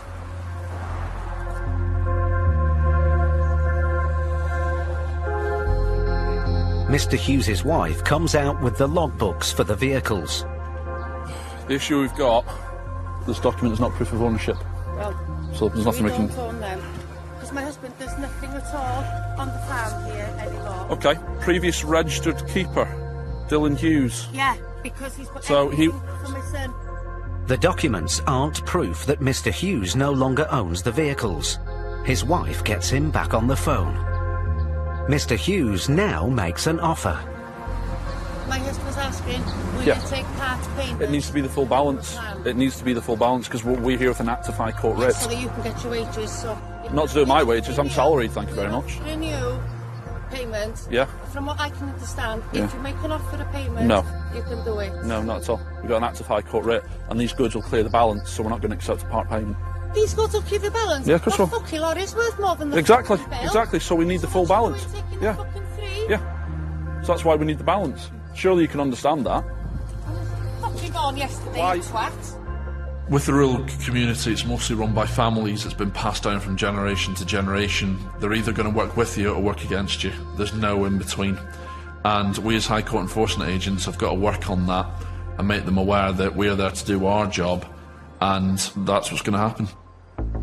Mrs. Hughes now calls her son, who she claims owns the vehicles. He's the registered keeper, not us. Exactly. But who owns it? He owns them. But he's only the registered keeper. Any money is held for 14 days. So if you've got any issue with it, you can apply for a refund. We haven't got the money to pay that. Oh, you'll need to find it then, or else we'll remove the goods. How much is it? At the moment, okay. It's not going to be any more than after fucking moments. Well, if we remove goods, it'll go up because there's recovery charges. How much it is Yeah, now? I'm finding out for you now. All right, just calm down. It is 2007. Hold on a minute, hold on. There you go. You'll speak to her. All right, okay. Hello. Yeah, the total amounts are at the moment is 2,732.87. If we start removing goods, sir, it's going to cost more because we'll have to ring recovery. There's recovery charges, the storage costs for 7 days, etc., etc. We do take cash, yes. Right. Okay. Okay. How can you pay it? Will it be in cash? Will it be debit card? Or is there any way that you can transfer money? Yeah. All right. The threat of removing the farm's vehicles prompts Mrs. Hughes' son to offer to help pay some of his father's debt. But it's not enough for Stuart. He says he hasn't got the money. He's got 1,500 quid on a debit card now, which he can pay. But at the moment, I'm not accepting that. But then Mrs. Hughes has a final offer for the agents. You know what it's like. I've got that to like that with council tax. Yeah. I've lost my land. I don't want to borrow money from my son. I can pay £2,000 now. Yeah. With a card. Yeah. And I can pay the rest on the 1st of June. On the 1st of June. With a card. With a card. Yeah. Okay. I'm desperate. Okay. This place here is more hassle to us than anything. My husband's having a fucking nervous breakdown in there, like. If he'd have his own way, we wouldn't be living here. He wants to leave the country because he's had enough. It seems as if the family farm has hit hard times. No, I'll ring them now. Stuart calls the office to see whether the £2,000 offer will be accepted. We got a proposal, mate, yeah, if anyone's free. Cheers, John. Speak to you shortly. Bye-bye. Yeah. The claimant has accepted Mrs. Hughes' offer. I apologise for shouting. No, don't shout. No, don't apologise. No, don't apologise. It's fine. Understood. And I do thank you for taking this, the offer, because... You'd be stuck. Yeah. Yeah. All right, no problem. Stuart puts the payment through. That's gone through. Sorted. Right, there's your card. Right. Take it easy, all right? Yeah. That's it. All right. See you later. The case is resolved for now. But if the balance isn't paid off by the agreed date, the agents will be back. It looks like she's trying to keep the family together, to be completely honest, and I think she's at the end of her tether now. Shame, it just shows you how much pressure some people put on their shoulders to try and keep the family together, just to keep the bills getting paid.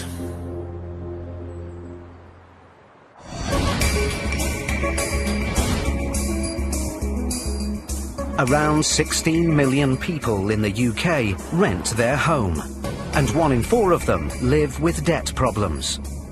59% of households in rented accommodation have less than £1,000 in savings.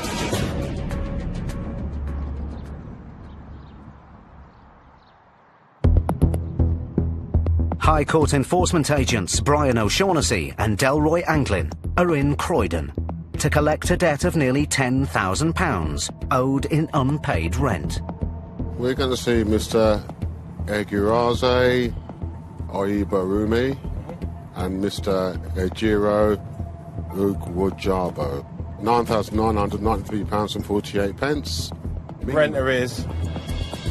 Mr. Oyuborume is the tenant in arrears, but Mr. Ubujabo signed as a guarantor should his friend default on his rent.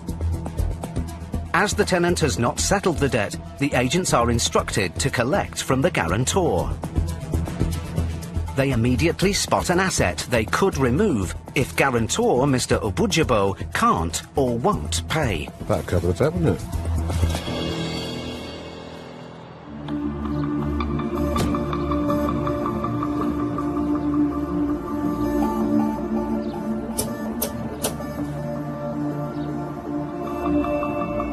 Nobody appears to be in, but the agents do have the power to seize assets, even when the debtor isn't at home. What I may do now is just get a clamp out and wriggle it about, because they might be looking, and they see we're going to clamp the car, they come running, "Ooh, what are you doing, what are you doing?" I am partial to a nice car. If I see a nice car on the driveway, my eyes light up. It's an asset. It's something I can recoup money for the claimant. So I try and dig into that first. But before it can be seized, Brian calls the office to check whether the car is free of finance. No finance. That's what we like to hear. The car's got no finance on it, so we can take control of it. The reason we take this action is because we don't want the asset to go anywhere. That could be gone tomorrow in an hour's time and never see it again. People may not agree with that, but if you're owed £10,000, you'd want us to take those steps for you. Brian's tactics pay off. Somebody appears at the window. Oh, hello. Would you like to come and open the door, please? Why? We're High Court Enforcement. We'd like to have a quick word. High Court Enforcement? Correct. Are you taking someone to court? Well, no, we're not. Who are you, madam? Well, I live here. And what's your name? Do you want to come and open the door? Okay, so my theory's correct. Clamping the car's got what we wanted. We want someone in, so clearly watching us. Excuse me, what is this about? I don't know who you are, madam. I've identified myself to you. We'd like to speak to your parents if they're in. They're not in. Could you get them on the phone so we can speak with them then? Yeah, I have my mum on the phone. Well, if you come down, we'll be able to speak to them. Okay, can we have their number then? Fine. Yeah, I'll give you her number. Thank you. I'm not coming down. Okay, no problem. Brian calls Mr. Ubujabo's wife, Mercy. Hello, Mercy. My name's Brian O'Shaughnessy. I'm the High Court Enforcement Agent outside your home. What's the problem? It's for your husband, the Gyro. There's a High Court writ. Yeah. Okay, he's out of the country. Mm-hmm. When I get home tonight, I'll tell him. Can he call you back tomorrow? No. Whose vehicle's on your drive? Who does that belong to? It's his. Okay. The debt needs to be paid now or we have to take control of the vehicle. We have to remove it. I don't really want to do that. Okay. If you wait there, Mm-hmm. let me see if I can make an international call there No problem at all. I appreciate that, Mercy. and see what I can do. Thank you very much. I appreciate it. Thank you for your time. Yep. Bye now. Bye.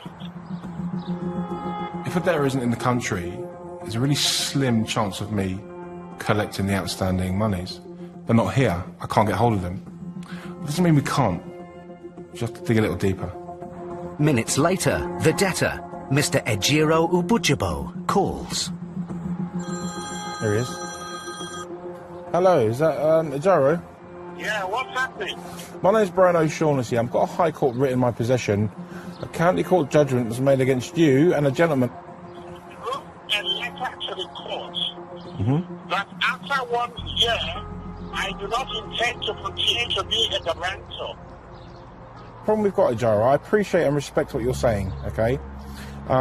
As it stands now, the claimant who is owed the rent and you being the guarantor has been made liable. Now, because there's a High Court writ been made against you, the High Court writ is still live and you need to pay it.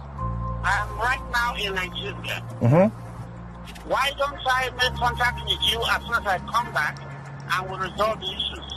I need to collect payment today, Ejiro. I understand you're out of the country, okay? You can make payment via debit card or you can make an internet payment. No, it won't be possible to do that today. Okay, I'll tell you what I'll do. I'll take control of your car and remove it today, okay? And then when you make the payment, then you can have it straight back, okay? I don't even have internet in the village. Send me the details you're sending me, let me get back to you. Thank you very much. Let's see what happens. We've made our position very clear, so it's entirely up to him. He seems like a decent chap, a nice guy, but he's got to pay. Brian calls for a recovery truck in case Mr. Ubujabo fails to get back to him with an acceptable offer. But then the debtor's daughter comes out of the house. She decides to move her car alongside the agent's van and blocks the road.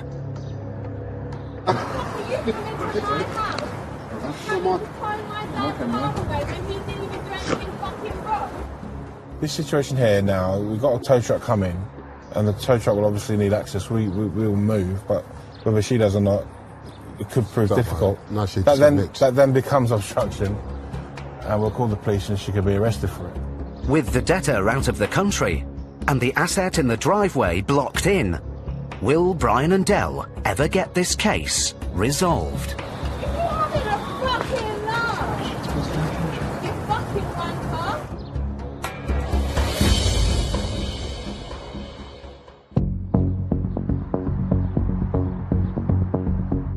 High Court Enforcement agents Brian O'Shaughnessy and Delroy Anglin were in Croydon to collect a debt of nearly £10,000 from Mr. Ejiro Ubujubo, who had acted as a guarantor on his friend's rent agreement. Both are liable for the debt. We'd like to speak to your parents if they're in. They're not in. Mr. Ubujubo was out of the country. I'm right now in Nigeria. Why don't I make contact with you as soon as I come back and we'll resolve the issues? The agents wanted payment and seized his car. I'll tell you what I'll do. I'll take control of your car and remove it today, and then when you make the payment, then you can have it straight back. But the debtor's daughter decided to block the road.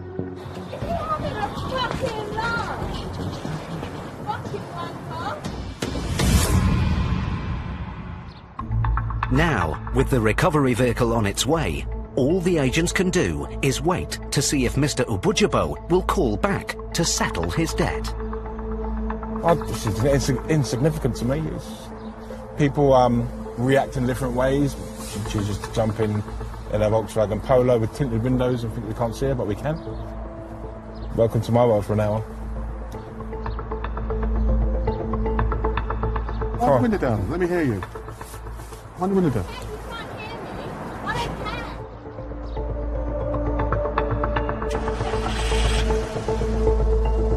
Suddenly, the daughter drives off. Then, Dell gets another call. Hello? Yeah, I'm just calling you because I haven't got the money. You don't have the money. It's Mr. Oyuborumi, the tenant in rent arrears, for whom Mr. Ubujubo acted as a guarantor. The High Court have directed us to come and collect the money that's outstanding or to remove goods. Now you're the other person, aren't you? So you should be paying as well. I've got that money. Yeah, because the person called that guy in Nigeria. Well, I'll tell you what's going to happen is we're going to take his car and you're going to have to pay him, aren't you? He was doing you a favour. He stood guarantor. You breached whatever agreement it is and he's been made to pay it. Now, right, do you have any money to pay me today? Brian decides to give him an ultimatum. How would you like to pay £11,289.48, sir? Mr. Oyuborume says he can't pay. Thank you very much. Have a good evening. Bye-bye. When a debtor lets down their guarantor, it's not a good thing. It's very sad. The guarantor then has the responsibility of dealing with that debt for the debtor, but they signed up to that. But ultimately, it's the debtor's debt, and they should deal with it. An hour after Brian first spoke to her, Mr. Ubujubo's wife, Mercy, calls back. Hello, Mercy. Hi, Brian. Have you spoken to the actual culprit? Yeah, he's called me, but we haven't really got anywhere with him. He can't financially pay this, so no point in continuing the conversation with him. And I think it's a really unfortunate situation for your husband that he finds himself in. He's been a good man by helping this individual out. Yeah, that's how I see it. But in the eyes of the law, he has become liable because he signed that piece of paper as guarantor. Okay. Thank you, Mercy. Good luck. All right, then. Bye now. Thank you, bye. Bye.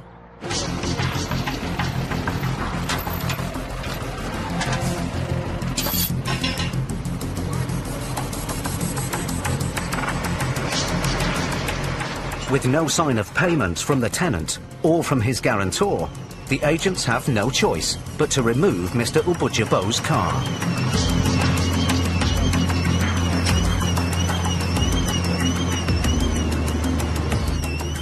Mr. Ubujubo now has 14 days to pay, or the car will be sold at auction.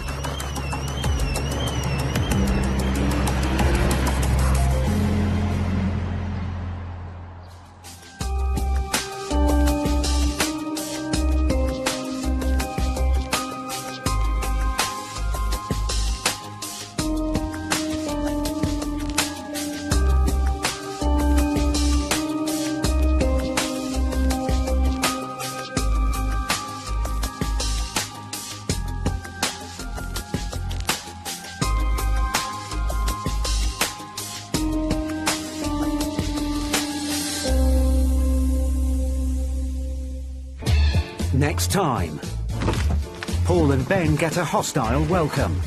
What the fuck do you want? Get out of the room! I don't want you in here! Brian and Del meet a family in crisis. Hey kid, what do you want? There's nothing there to remove. And get the runaround in a garage. The car was fucked when it came. Where are the pistons? Well, they're certainly not in the car.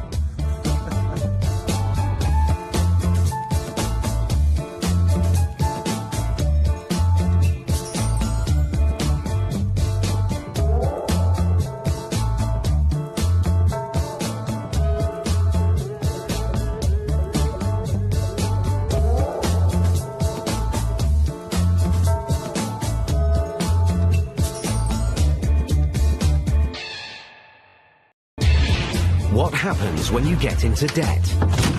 I'll do what I want. I will punch you clean through that window. And you can't You think you can tear my family apart? or won't pay it back.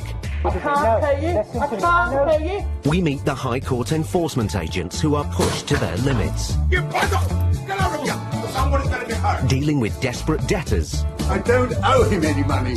in dramatic situations. I'm not getting irate for any other reason than your van is on my drive. We meet the people who are losing their homes I haven't been sleeping or anything because I've been worried about all of this. and their possessions. That's fine, because I just listed everything and we'll take it. Because whatever happens, if you can't pay, Get your hands off of me. they'll take it away.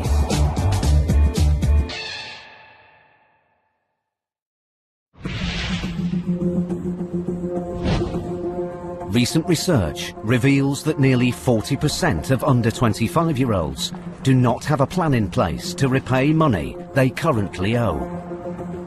Average debt for the under 25s has more than tripled in the last 10 years and now stands at over £12,000.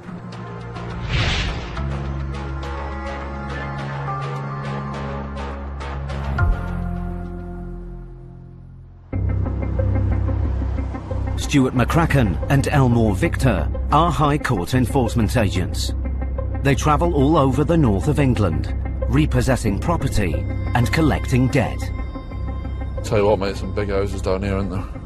This is just beautiful, isn't it? Today, they're in one of the wealthiest suburbs of Manchester to collect £3,000 owed to a lettings company by Mr. Quasim Ahmed. You're treating me to one of your fabulous revisits, aren't you? I'm treating you to a lovely house in Altrincham. This isn't the first time Vic has tried to recover the debt. Gates open, mate. Straight in. Hopefully it's him. On his previous visit, over a month ago, Quasim agreed to a payment plan. But he's defaulted, and now Vic is back with Stuart to recover payment in full or seize goods if Quasim can't or won't pay. So the outstanding is 3,004. Yeah. Personally, I get quite excited when we get to a nice area because there's not many more possessions we can take control of if they don't want to make a payment.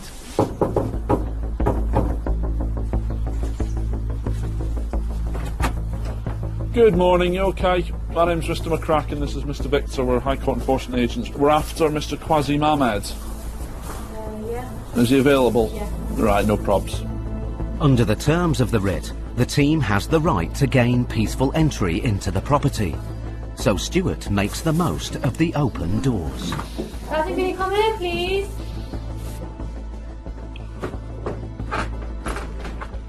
Hello there, is it Quasim? Yeah. Quasim, good morning, my name's Mr. McCracken, I'm a High Court enforcement agent, this is my colleague Mr. Victor. We're here to collect £3,004, if not, we'll be removing goods, sir. As simple as that, sir. It's black and white as that, I'm afraid. Been here before, you see. You've had your chance to sort it out, sir, and you haven't. This is my house. But you're living here, sir? No, I'm staying here. You're staying here, right. Well, at the moment, sir, like I said, the writ is at this address. Quasim is listed on the electoral roll at the address and was living at the house when Vic visited the first time. As there is no proof this isn't his home, the agents have the right to stay and enforce the writ. Let me speak to my lawyer first. Yeah, of course, no problem. And then, can you step over there? No, we'll wait here. We'll be staying here at the moment. Who let them in? I didn't let them in, I opened the door. I need to go for an appointment, but your van's blocking my car. I'll move the van, mate, one sec. As Stuart goes outside to let the young woman leave, Quasim takes action of his own and locks Stuart out. He's not allowed back in there. He's allowed back in. Because I'm inside, so it's a false imprisonment, sir. Let him in, he's knocking on the door. Let him in. I'll let you in a minute, Stuart. He's trying to be funny games here, mate.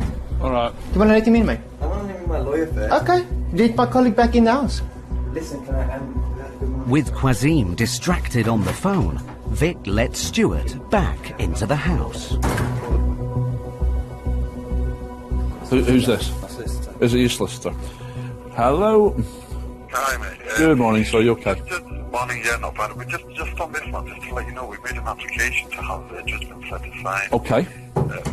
At this moment, sir. Okay, that's it. That is only an application. The writ itself is still active as we speak at the moment. So we'll still be asking for a payment of £3,004.18. Could you not give us a few days just... No, we can't. It's an active High Court writ, sir. Right, Okay, pass you back to your client now. Quasim might be appealing his case, but the writ is still active, and Stuart is duty-bound to continue enforcement. You've got to give me a little bit of time to just sort some things out here. Yeah. You know what I mean? Like, You've had time, sir. You just got £3 lying around, just for jokes. Let me sort some stuff out. Yeah, right. Stuart and Vic play the waiting game and give Quasim more time to raise the funds. Stuart begins an inventory of assets in the house. If Quasim can't raise payment in full, the agents can remove any items that belong to him. Have you got your phone on you? So I'm going to use this for photos.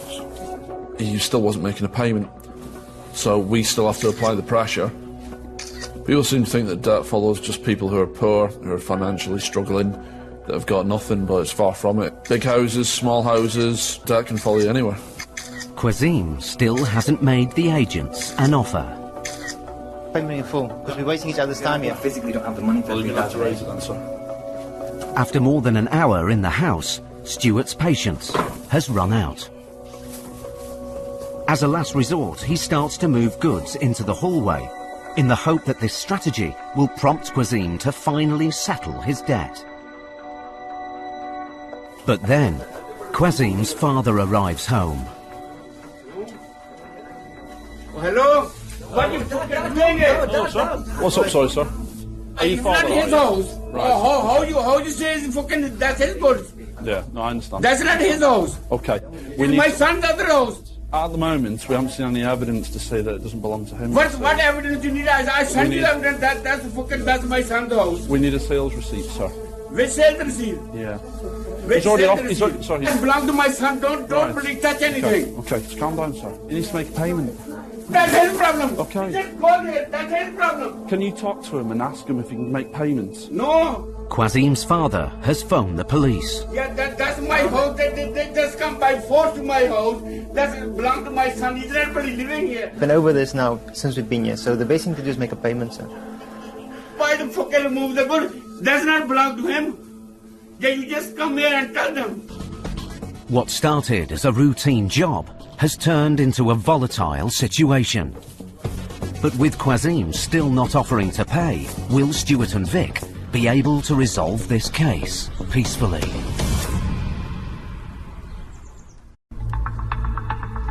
High Court enforcement agents Stuart McCracken and Elmore Victor were in Altrincham, Cheshire, to enforce a writ on Quasim Ahmed, who defaulted on a payment plan. You've had your chance to sort it out, sir, and you haven't. Quasim refused to pay and tried to shut Stuart out of the house. Let him in, he's knocking on the door. The agent started to remove goods to try and prompt payment. But then Quasim's father arrived That's not his house. Okay, can you just ask him? and insisted the police resolve the situation. Yeah, you just come here and tell them. But the police tell Quasim's father that the agents have every right to be in the house. They're not going to tell me anything. I'm not going to tell them anything, Dad. Dad, I'm going to have to pay them, otherwise they're going to take the goods. The police can't do anything. Now Vic has to explain that if Quasim can't provide proof none of the goods in the house belong to him, they could be removed. Okay, thank you. Bye. Okay, can I explain something to you, sir? And you need to calm down because I've dealt with you before, right? If he pays today, it's the end of the matter. Yeah, but let me finish. That's his problem, innit? Well, I'm dealing with him. What they're saying to you is that what happens is it doesn't matter whose their goods are. It's not your name, they can't move it. Yeah, but sir, you gotta prove it. Last chance, mate. Talk to me. Yes or no? No. No. You're not making payment today? All right, I'll phone transport, mate. And I'm not gonna waste my time here. And he will remove it now, sir. Sir, I will have you arrested. I will have you arrested. Do you want me to phone 999? No, why they can't do it? I'm trying to explain to you the same scenario. So is your son. You're the only one not understanding it. No. You see quite often that parents are so embarrassed by the way the son or daughter has dealt with their debt, they become quite aggressive. I don't think they're aggressive people. I think it's just out of rage and embarrassment that they've let their son get to this stage. With no sign of an offer of payment, Stuart goes upstairs to continue the inventory of goods. I can't. Don't nobody upstairs. No. Sir. Just come here. Come back here. Don't go. Okay, please give me your bank details. Yeah? Just go back. They just go back. Sir. Until the police is... Stuart, he's going to make a payment. Sir. No, just fucking go back. Okay, go back. We're going downstairs. Just go back. Listen, I'm going to make the payment. I'm going to make it then, Get the sir. card, sir. No, just go back. Just go downstairs. How the hell you come upstairs, bastard? Just go back. Come here. Come with me. Come. Let's do this payment now. All right. Go downstairs. Don't forget that. Despite Quazim's offer to pay, his father isn't calming down. Let them do what they want to do. Take the goods. Just go and ring the police again. Dad, please, I'm going to do. You're the aggressor now. You're the one shouting, yes, Dad. I'm going to pay the money from the company. I will sort it out. I promise you, Dad. Please just stop getting angry. Please, Dad. I know that you're angry at me right now, but please stop getting angry because you're going to hurt yourself. Can we just go in there, please? Yeah, Please. no problem. Okay, Dad, just go sit over there. It's fine. I'll sort it out. Pay the money back. I'll do everything I can, but please, Dad. With his father off the scene, Quazim is now ready to make a payment. I'm No, don't go for it. No. Regardless of the situation at first, I'd just like to apologise because as a person, as a Muslim, that's not how it's meant to be. It's okay, I'm mate. really sorry. You're not here to. Okay. Let's just get it sorted. Yeah, let's get it sorted, right? Let me just pay you the money. Yeah. It's gone in, all right? Yeah, let's go. Sorted. After a tense couple of hours, Stuart and Vic finally recover payment in full. Let's go. Angry, isn't he? We needed his father. His father was the prompt for payment on that. What annoys me, mate, is he had the money the whole time.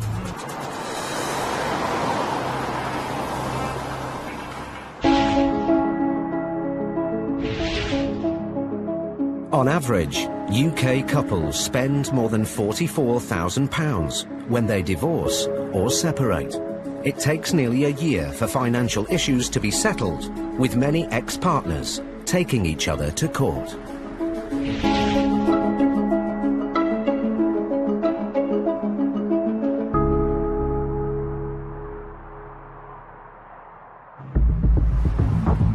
High Court enforcement agents Paul Bohill and Steve Pinner are in Faversham, Kent, to collect a large debt owed by a businessman.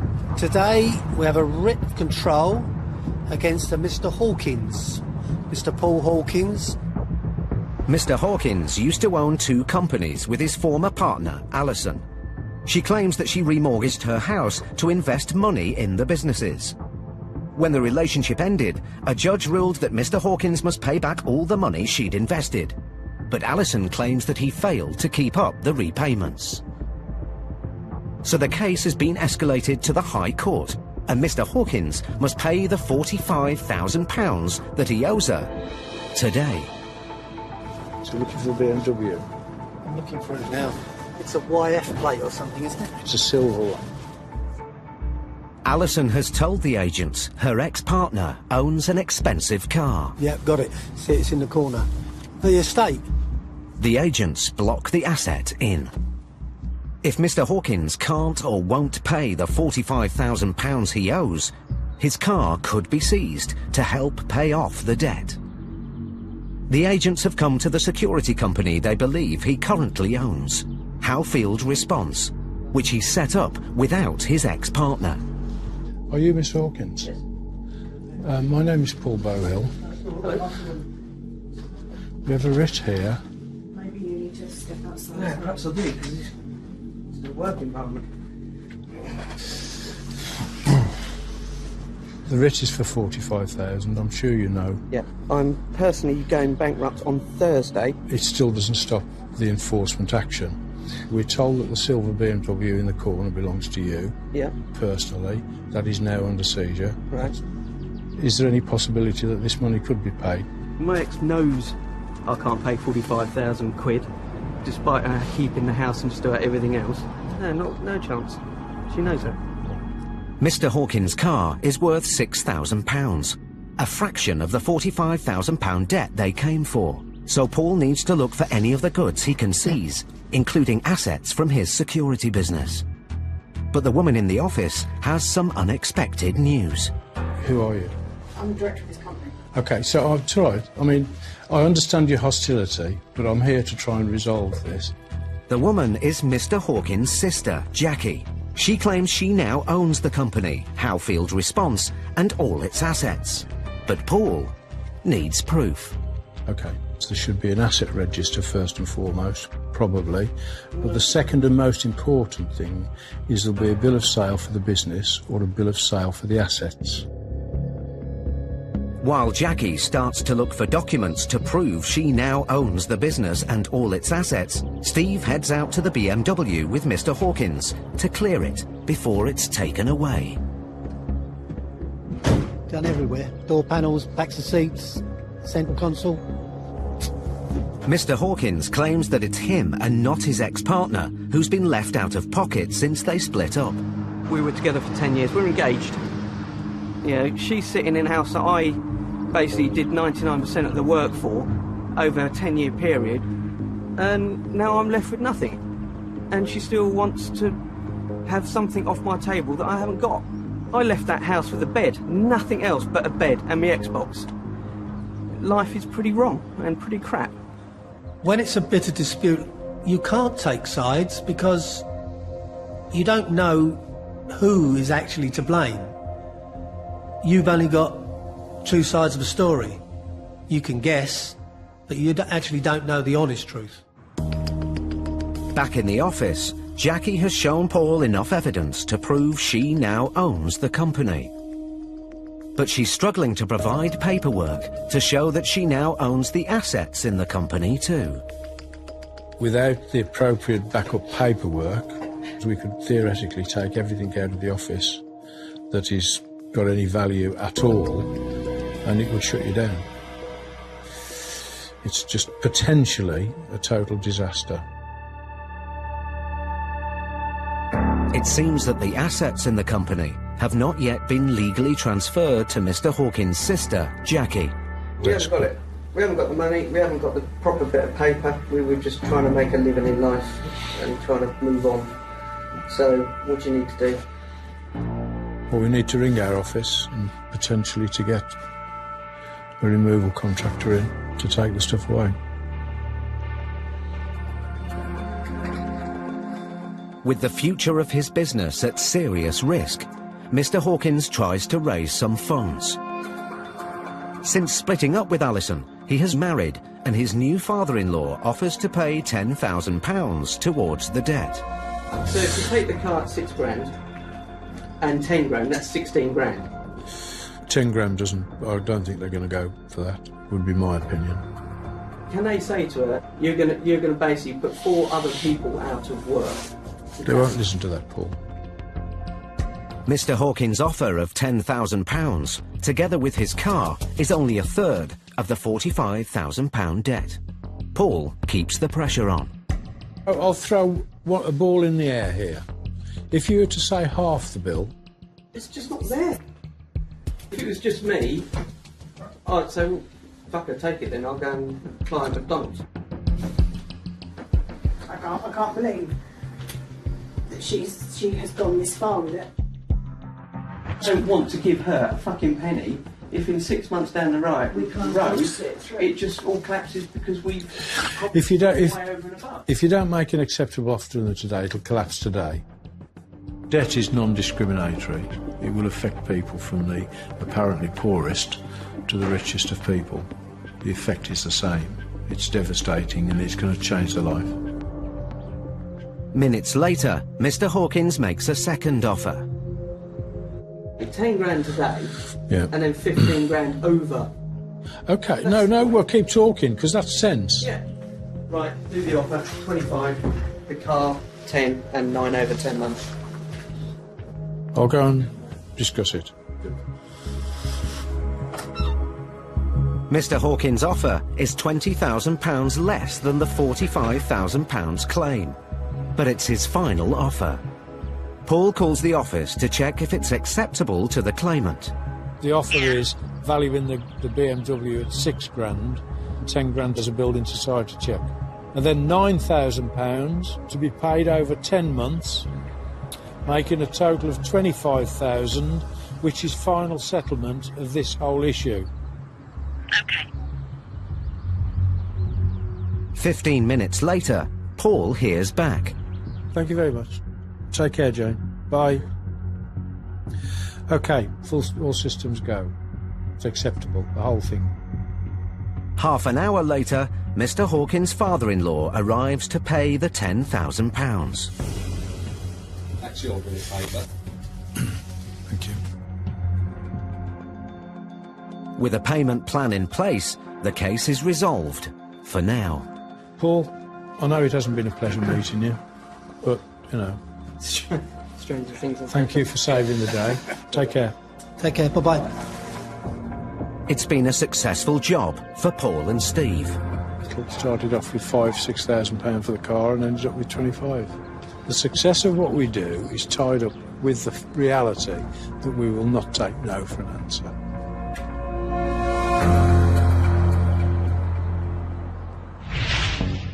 Paul and Steve got the result they needed in a stressful situation.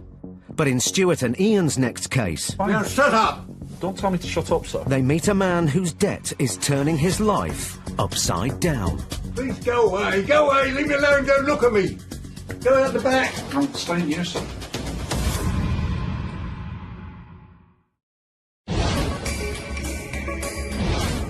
Business debt has risen by 25% in the last 5 years, with nearly 3 in 5 companies facing some sort of debt. It's small to medium-sized firms that face major financial hardship, with money owed to suppliers totalling £6.3 trillion.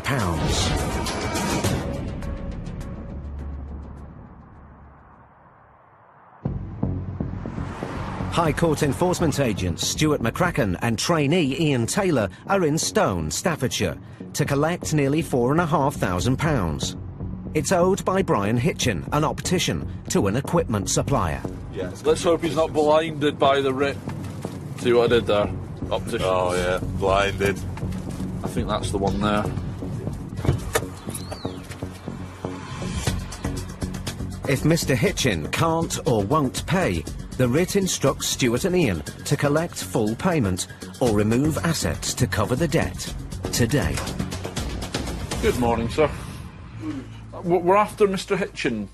Is that yourself? Mr. Hitchin, my name's Mr. McCracken. I'm a High Court enforcement agent from Direct Collection Bailiffs Limited. Been asked to execute High Court writs, sir. Yes. So, at the moment, sir, we're here to collect an outstanding balance of £4,475.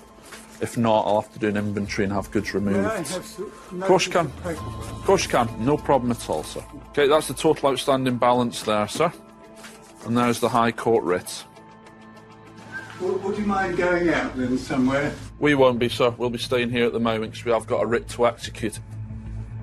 You people shouldn't be here. Why shouldn't we, sir? Because you haven't got any right to be here. You haven't given me any paperwork. Paperwork's there, sir. Paperwork's there. I've just given it. It's on the desk there. Do you want me to hand it to you?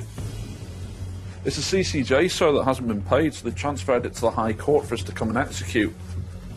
If you would please leave me alone. Look, I'm staying here, sir, at the listen moment. to me. Okay. Listen to me. Yeah. I am coming up to 83. Yeah. I can do without grief from you or anybody else. I'm not giving you any grief, sir. Don't. But you need to see from our point of view, so I've got a writ here to execute at this address, and I've got to do that. I don't owe him any money. So I take it it's in dispute, is it? Right. He just doesn't listen. Right. He gives me a load of rubbish and these people want banning from the world. Mr. Hitchin claims he's in dispute with the claimant. And he sends me rubbish, but it's not qualitable stuff that you can give the public. No. All right? And he shouldn't have sent it to me either. Mr. Hitchin claims that even though the goods that he was sent from the supplier were substandard, he paid the invoice and owes the company nothing. But the High Court writ says otherwise. Please go away, leave me alone, don't look at me. Go out the back. I'm staying here, sir. Not here to cause any stress or do harm, sir. We're here to No, of execute course a you're writ. not. You just don't have the brains to understand what you're doing. I don't understand, sir. I have got the brains, else I wouldn't be doing the job, sir. Well, that is doubtful. You're there because nobody else wants the job, probably. So I think Have you a need to different concentrate job on the instead. data and not about my professionality with regards to the job. Sometimes the older generation can be the trickier customers, simply because they're set in their ways. They believe what they've been doing for many, many, many years is the right thing to do. They start to question your authority and believe that what we're doing is incorrect, and we should stop what we're doing immediately because they don't agree with it. Despite the dispute with the supplier, Stuart needs to make Mr. Hitchin aware of the consequences of not paying his £4,500 debt. If we do start writing things down, it goes what they call stage 3 enforcement, which means it'll go up to 5,000. Leave me alone! Sir, I need to explain to you, sir. I'm trying to do this! Yeah, I understand that, sir, but I need to explain to you what we're here to do.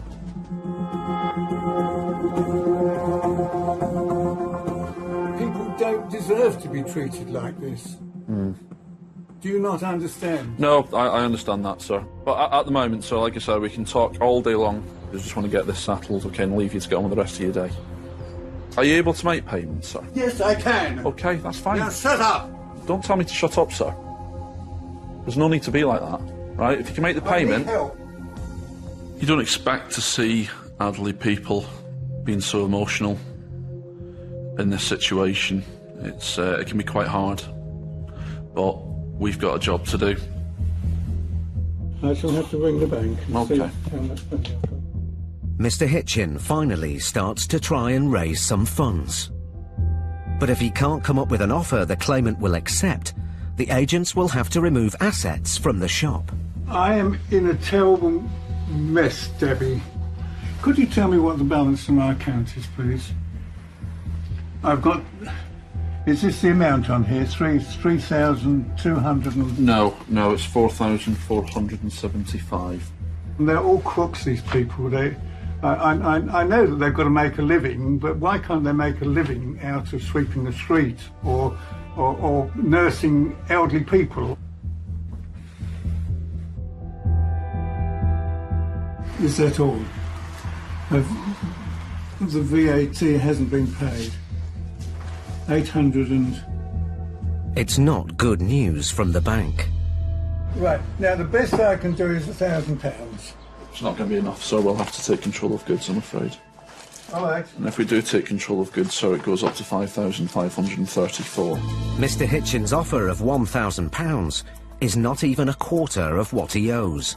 The agents start to make an inventory of goods when Mr. Hitchin's assistant arrives. Oh, Justin, thank God you've come. I think what you're doing is indecent and wrong. Right, all well, right? that's your opinion, sir. You should give people... I should have had time to go to the court. You've had time, sir. I haven't. You have had time, sir. I have not had time. It's in the process at the moment. You do your worst. Go on. I've had enough of today. At the prospect of losing his stock, Mr. Hitchin makes a call to his son. I've got somebody who's got a High Court writ out against me for £4,475. The best I can do towards it is £1,400. Can you help me with the rest, please? It won't be for very long. Mr. Hitchin's son offers to help him pay off the debt. So, are you able to make payments, sir? Yes! Stop shouting, sir. Yes! Okay, have you got a debit card then? Yes! Okay. Go! Okay.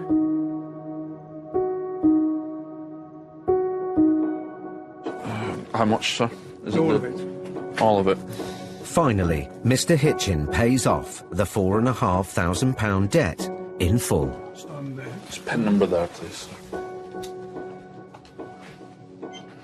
Okay, so there you go. Yeah.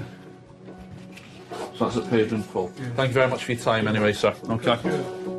It's been a stressful job for the agents. It's quite clear he's got a dispute with it. But sadly there's a High Court writ out in his name which he has to settle. If not, then we'll have to take control of goods. It's what we were there to do today. But sadly the job's a job, isn't it?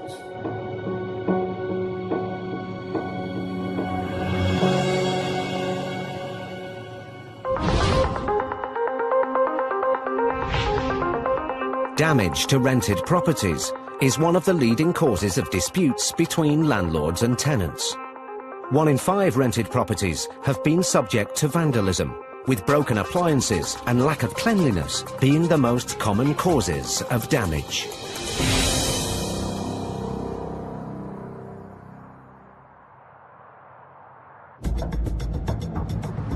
High Court enforcement agent Steve Pinner and his son Ben are on their way to Edmonton, North London, to carry out an eviction.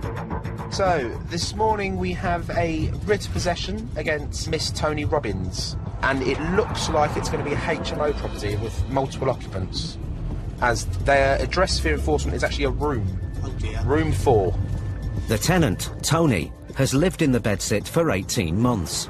The landlord claims she owes £2,800 in unpaid rent. He obtained a county court judgment to evict Tony, but escalated the case to the High Court, and she must leave today. Just off of this road somewhere on the side, isn't it? Yeah, it's just up on the left up here somewhere. That's it, touchdown. The landlord, Christakis, also lives at the property. I didn't even knock and it just opened. I was waiting for you, Doc. Are you the... I'm the landlord. Lovely to meet you, sir. My name's Ben. Hello, Ben. This is Steve. Hi, Steve. Are you also the locksmith? No, I've got some keys. Okay. I changed the locks. Okay. It's number 4. Okay. Are they in? Yeah, they're in. Okay, lovely. Just take your time. Oh, this is nice. Nice. Yeah, it's very well done. Good morning, madam. Right. High Court Enforcement. We have a writ to repossess this property today. When do I have to be out by? Okay, what happens is we'll give you an hour to get your personal effects together. What, now? Yeah, which gives you... Yeah, but I've got nowhere else to go. No, what you do is you take this straight to the council and then make an arrangement. You can come back and collect everything else that belongs to yours. So he can't come in and take anything? It won't take anything, no. So what you do is get yourself ready. Okay. It's just hard to do management. Yeah, I understand. I really do understand that. But we'll give you a bit of time to get yourself together. Okay. All right. Just get your stuff together. Please, don't lock the door. Tony lives in the room with her 11-month-old son, Dominic. Priority for you and the baby, is to be on the council's front door this morning. What, my stuff? No, just a suitcase for a day or so. We've got any of the big black bags in the van. There might be a couple of black bags in the van. You can have a look. Yeah, I'll have a look. Yeah. How am I going to carry a bag? Push it in a pushchair? If you ring the council, tell them that we are here, High Court Enforcement, with a writ, and you've now been evicted, can they give you some help and advice? Okay. All right? Yeah. Give them a call. Okay. All right? The agents are shocked at the smell coming from the bedsit. It smells a bit. Thing is, there's her in there, there's the baby in there, the windows are closed. Nobody else can come and give you a hand? What about the dad? Is he local? He's working. I moved here to be with his dad. All right. But ever since he started making trouble for us, he had to leave. so it's made it harder for us. Right. Do you have any money to get a cab or anything, or...? The only money I've got today is his money. And I can't exactly spend his money on myself. No, I agree with you there. I understand. I understand this is a really hard situation, and I wish that I wasn't here today to put you in this situation. But we need to try and think of something. Just recently, it's always been single women with children. You have to deal with them sympathetically, because at the end of the day, we are human, we have feelings, and we understand other people have feelings. So, you know, you just have to take it as it is. Despite being in rent arrears, Tony claims the landlord's eviction is unfair. My caseworker Olu asked him, why are you evicting her? He goes, because of the baby. Okay, so children aren't allowed to live in a... Well, he said he could, but then he just changed his mind. Right. Tony claims that her landlord, Christakis, is evicting her because she has a baby, but he's been listening at the door.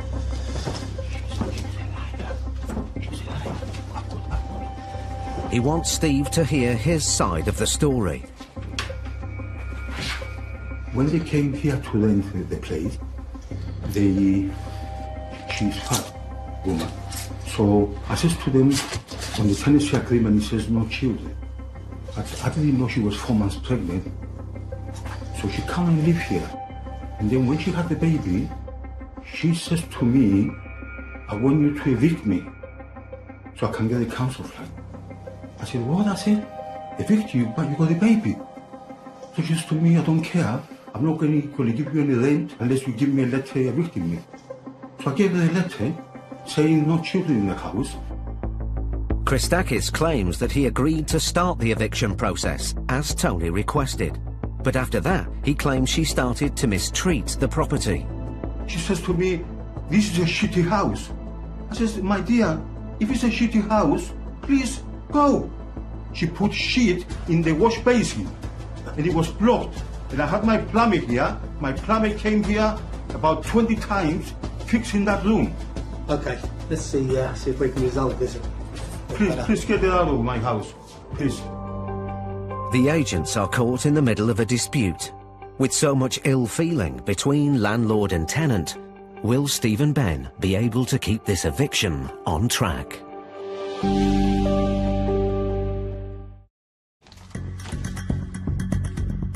Steve and Ben Pinner were in Edmonton, North London, carrying out an eviction. It's just hard being a mum. Yeah, I understand. The tenant, Tony, had an 11-month-old son and claimed the landlord was evicting her as he didn't want children in the house. So children aren't allowed to live in a... Well, he said he could, but then he just changed his mind. But the landlord had a very different version of events. She says to me, I want you to evict me so I can get a council flat.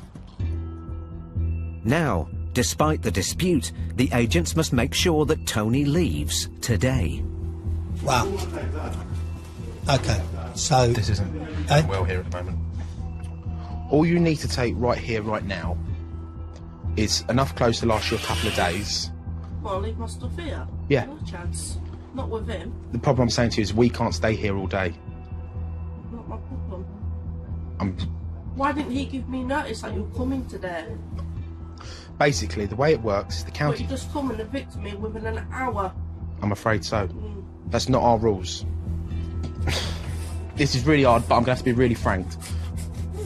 If you have a problem trying to get your stuff back from the landlord, we will mediate. You don't even have to speak to him.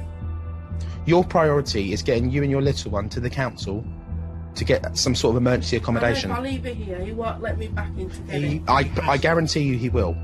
I'm trying to help you here, and, you know, you got to meet me halfway.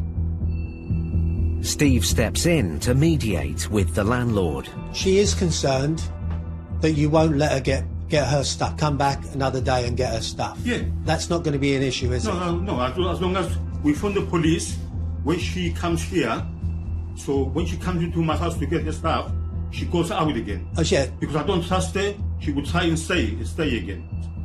All right. Okay, let me just carry on. When a landlord and tenant are living in the same property, there's a lot of potentially bad tension, and all of a sudden we've come along and this process that's been started months ago has caused very bad blood between the two of them. 30 minutes after the agents first arrived, Tony has called her ex-partner for help. I'm being evicted now, I've got an hour to get out. But I don't know where I'm going to go. I've got to carry all my stuff to the council, apparently. Alright. He said he'll call me, and when he finishes the work, he'll come. We need to be gone pretty long before 1 o'clock. Tony's ex-partner says he won't be coming for another 2.5 hours. Ben gets on the phone to him to explain the urgency of the situation. Hello, is that Mr. Uguri? Hello, yeah. Hello, my name's Ben Pinner. I'm a High Court Enforcement Officer. Are you nearby? No. Okay, Tony is going to be evicted right here, right now. Yeah, what am I going to do now? What am I going to do? She's my ex-partner. I know she is, but together you have a child. Yeah. And I want that child to be in a place of safety. And I'd also like Miss Robbins to have some sort of help, because obviously she needs to go to the council. Okay, I'm coming now. With help on its way, Steve needs Tony to start packing. I think you're going to have to start getting some stuff into bags while you... because otherwise What it's about just... my Skype, because I want to take it out of this room? The only thing I would say to you, as long as you don't cause any damage, that's fine. That's fine. Okay. We'll leave you to do that, all right? We'll just be here. When people are more concerned about material items, it really shows that they have not got their priorities in order. I'm sure I'd put a roof over my head higher than a material item. Tony? An hour and a quarter since they arrived, Tony is packed, but there's still no sign of her ex-partner. Do you want us to help you carry it out? Yeah. Yeah, not a problem. She's also managed to find a suitcase. One of these posh four-wheel ones. Tony now seems to see a positive side to the eviction. I know council will help me because I've got him. I'm happy for getting out of this place, but what's to be upset about? Just as Tony is leaving, her ex-partner arrives at the property. You're Mr. Uguri. My name's Ben. I'm the High Court Enforcement Officer you spoke to on the phone. But Tony is still worried about leaving her belongings in the house. When you want to get your stuff out, just ring the landlord and then... The landlord? Yes. You think he's going to let us He will let you What? back in. He will let you in. What you do is you call our office. I'll give you our office number. I'll put it in your phone. I'll give you it now. Tony and her son are now homeless and head off to the council. Okay? Good luck at the council. I'm sorry this is how we met. Bye-bye. The landlord, Christakis, can finally inspect his property. He hasn't been inside the bedsit for several months. Now, don't be too upset. Oh, God. Look at this is a pigsty. They're blocking the units. It was a proper unit here. Look at the mattress. And yeah, that was a brand new bed. There's no toilet seats broken all. You're joking, that was a new toilet seat. Oh my God, look at this. Animals wouldn't live here like this. There is a lot of, mess. Is that food? Yeah. Look, there is mold. Oh, dear. That's mold. This is terrible. I've never seen people live like this in my life. As bad as this is, she's gone, and it's your property again. Yeah. You can get new people in. These are some of the worst living conditions Steve has ever seen. How could you bring a child and live in this condition? It's just unbelievable, you know. The landlord, you could see he's heartbroken at the state that it's in. Stuff here with food in, yeah, the place is going to be run alive with mice, probably. Yeah, don't know. So really, I don't want to be in here too much longer, in case something bites me. The eviction is now complete. That's us done. Take care. Take care, sir. Bye-bye.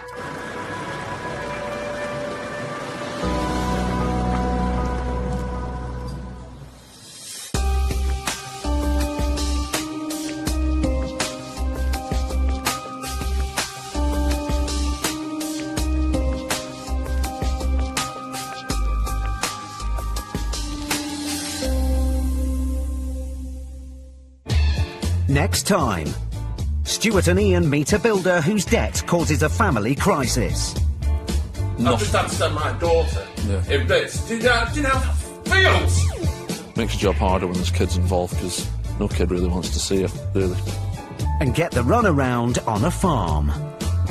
Fucking gone yesterday, Why? you twat. It looks like that she's trying to keep family together, to be completely honest, and I think she's at the end of her tether now.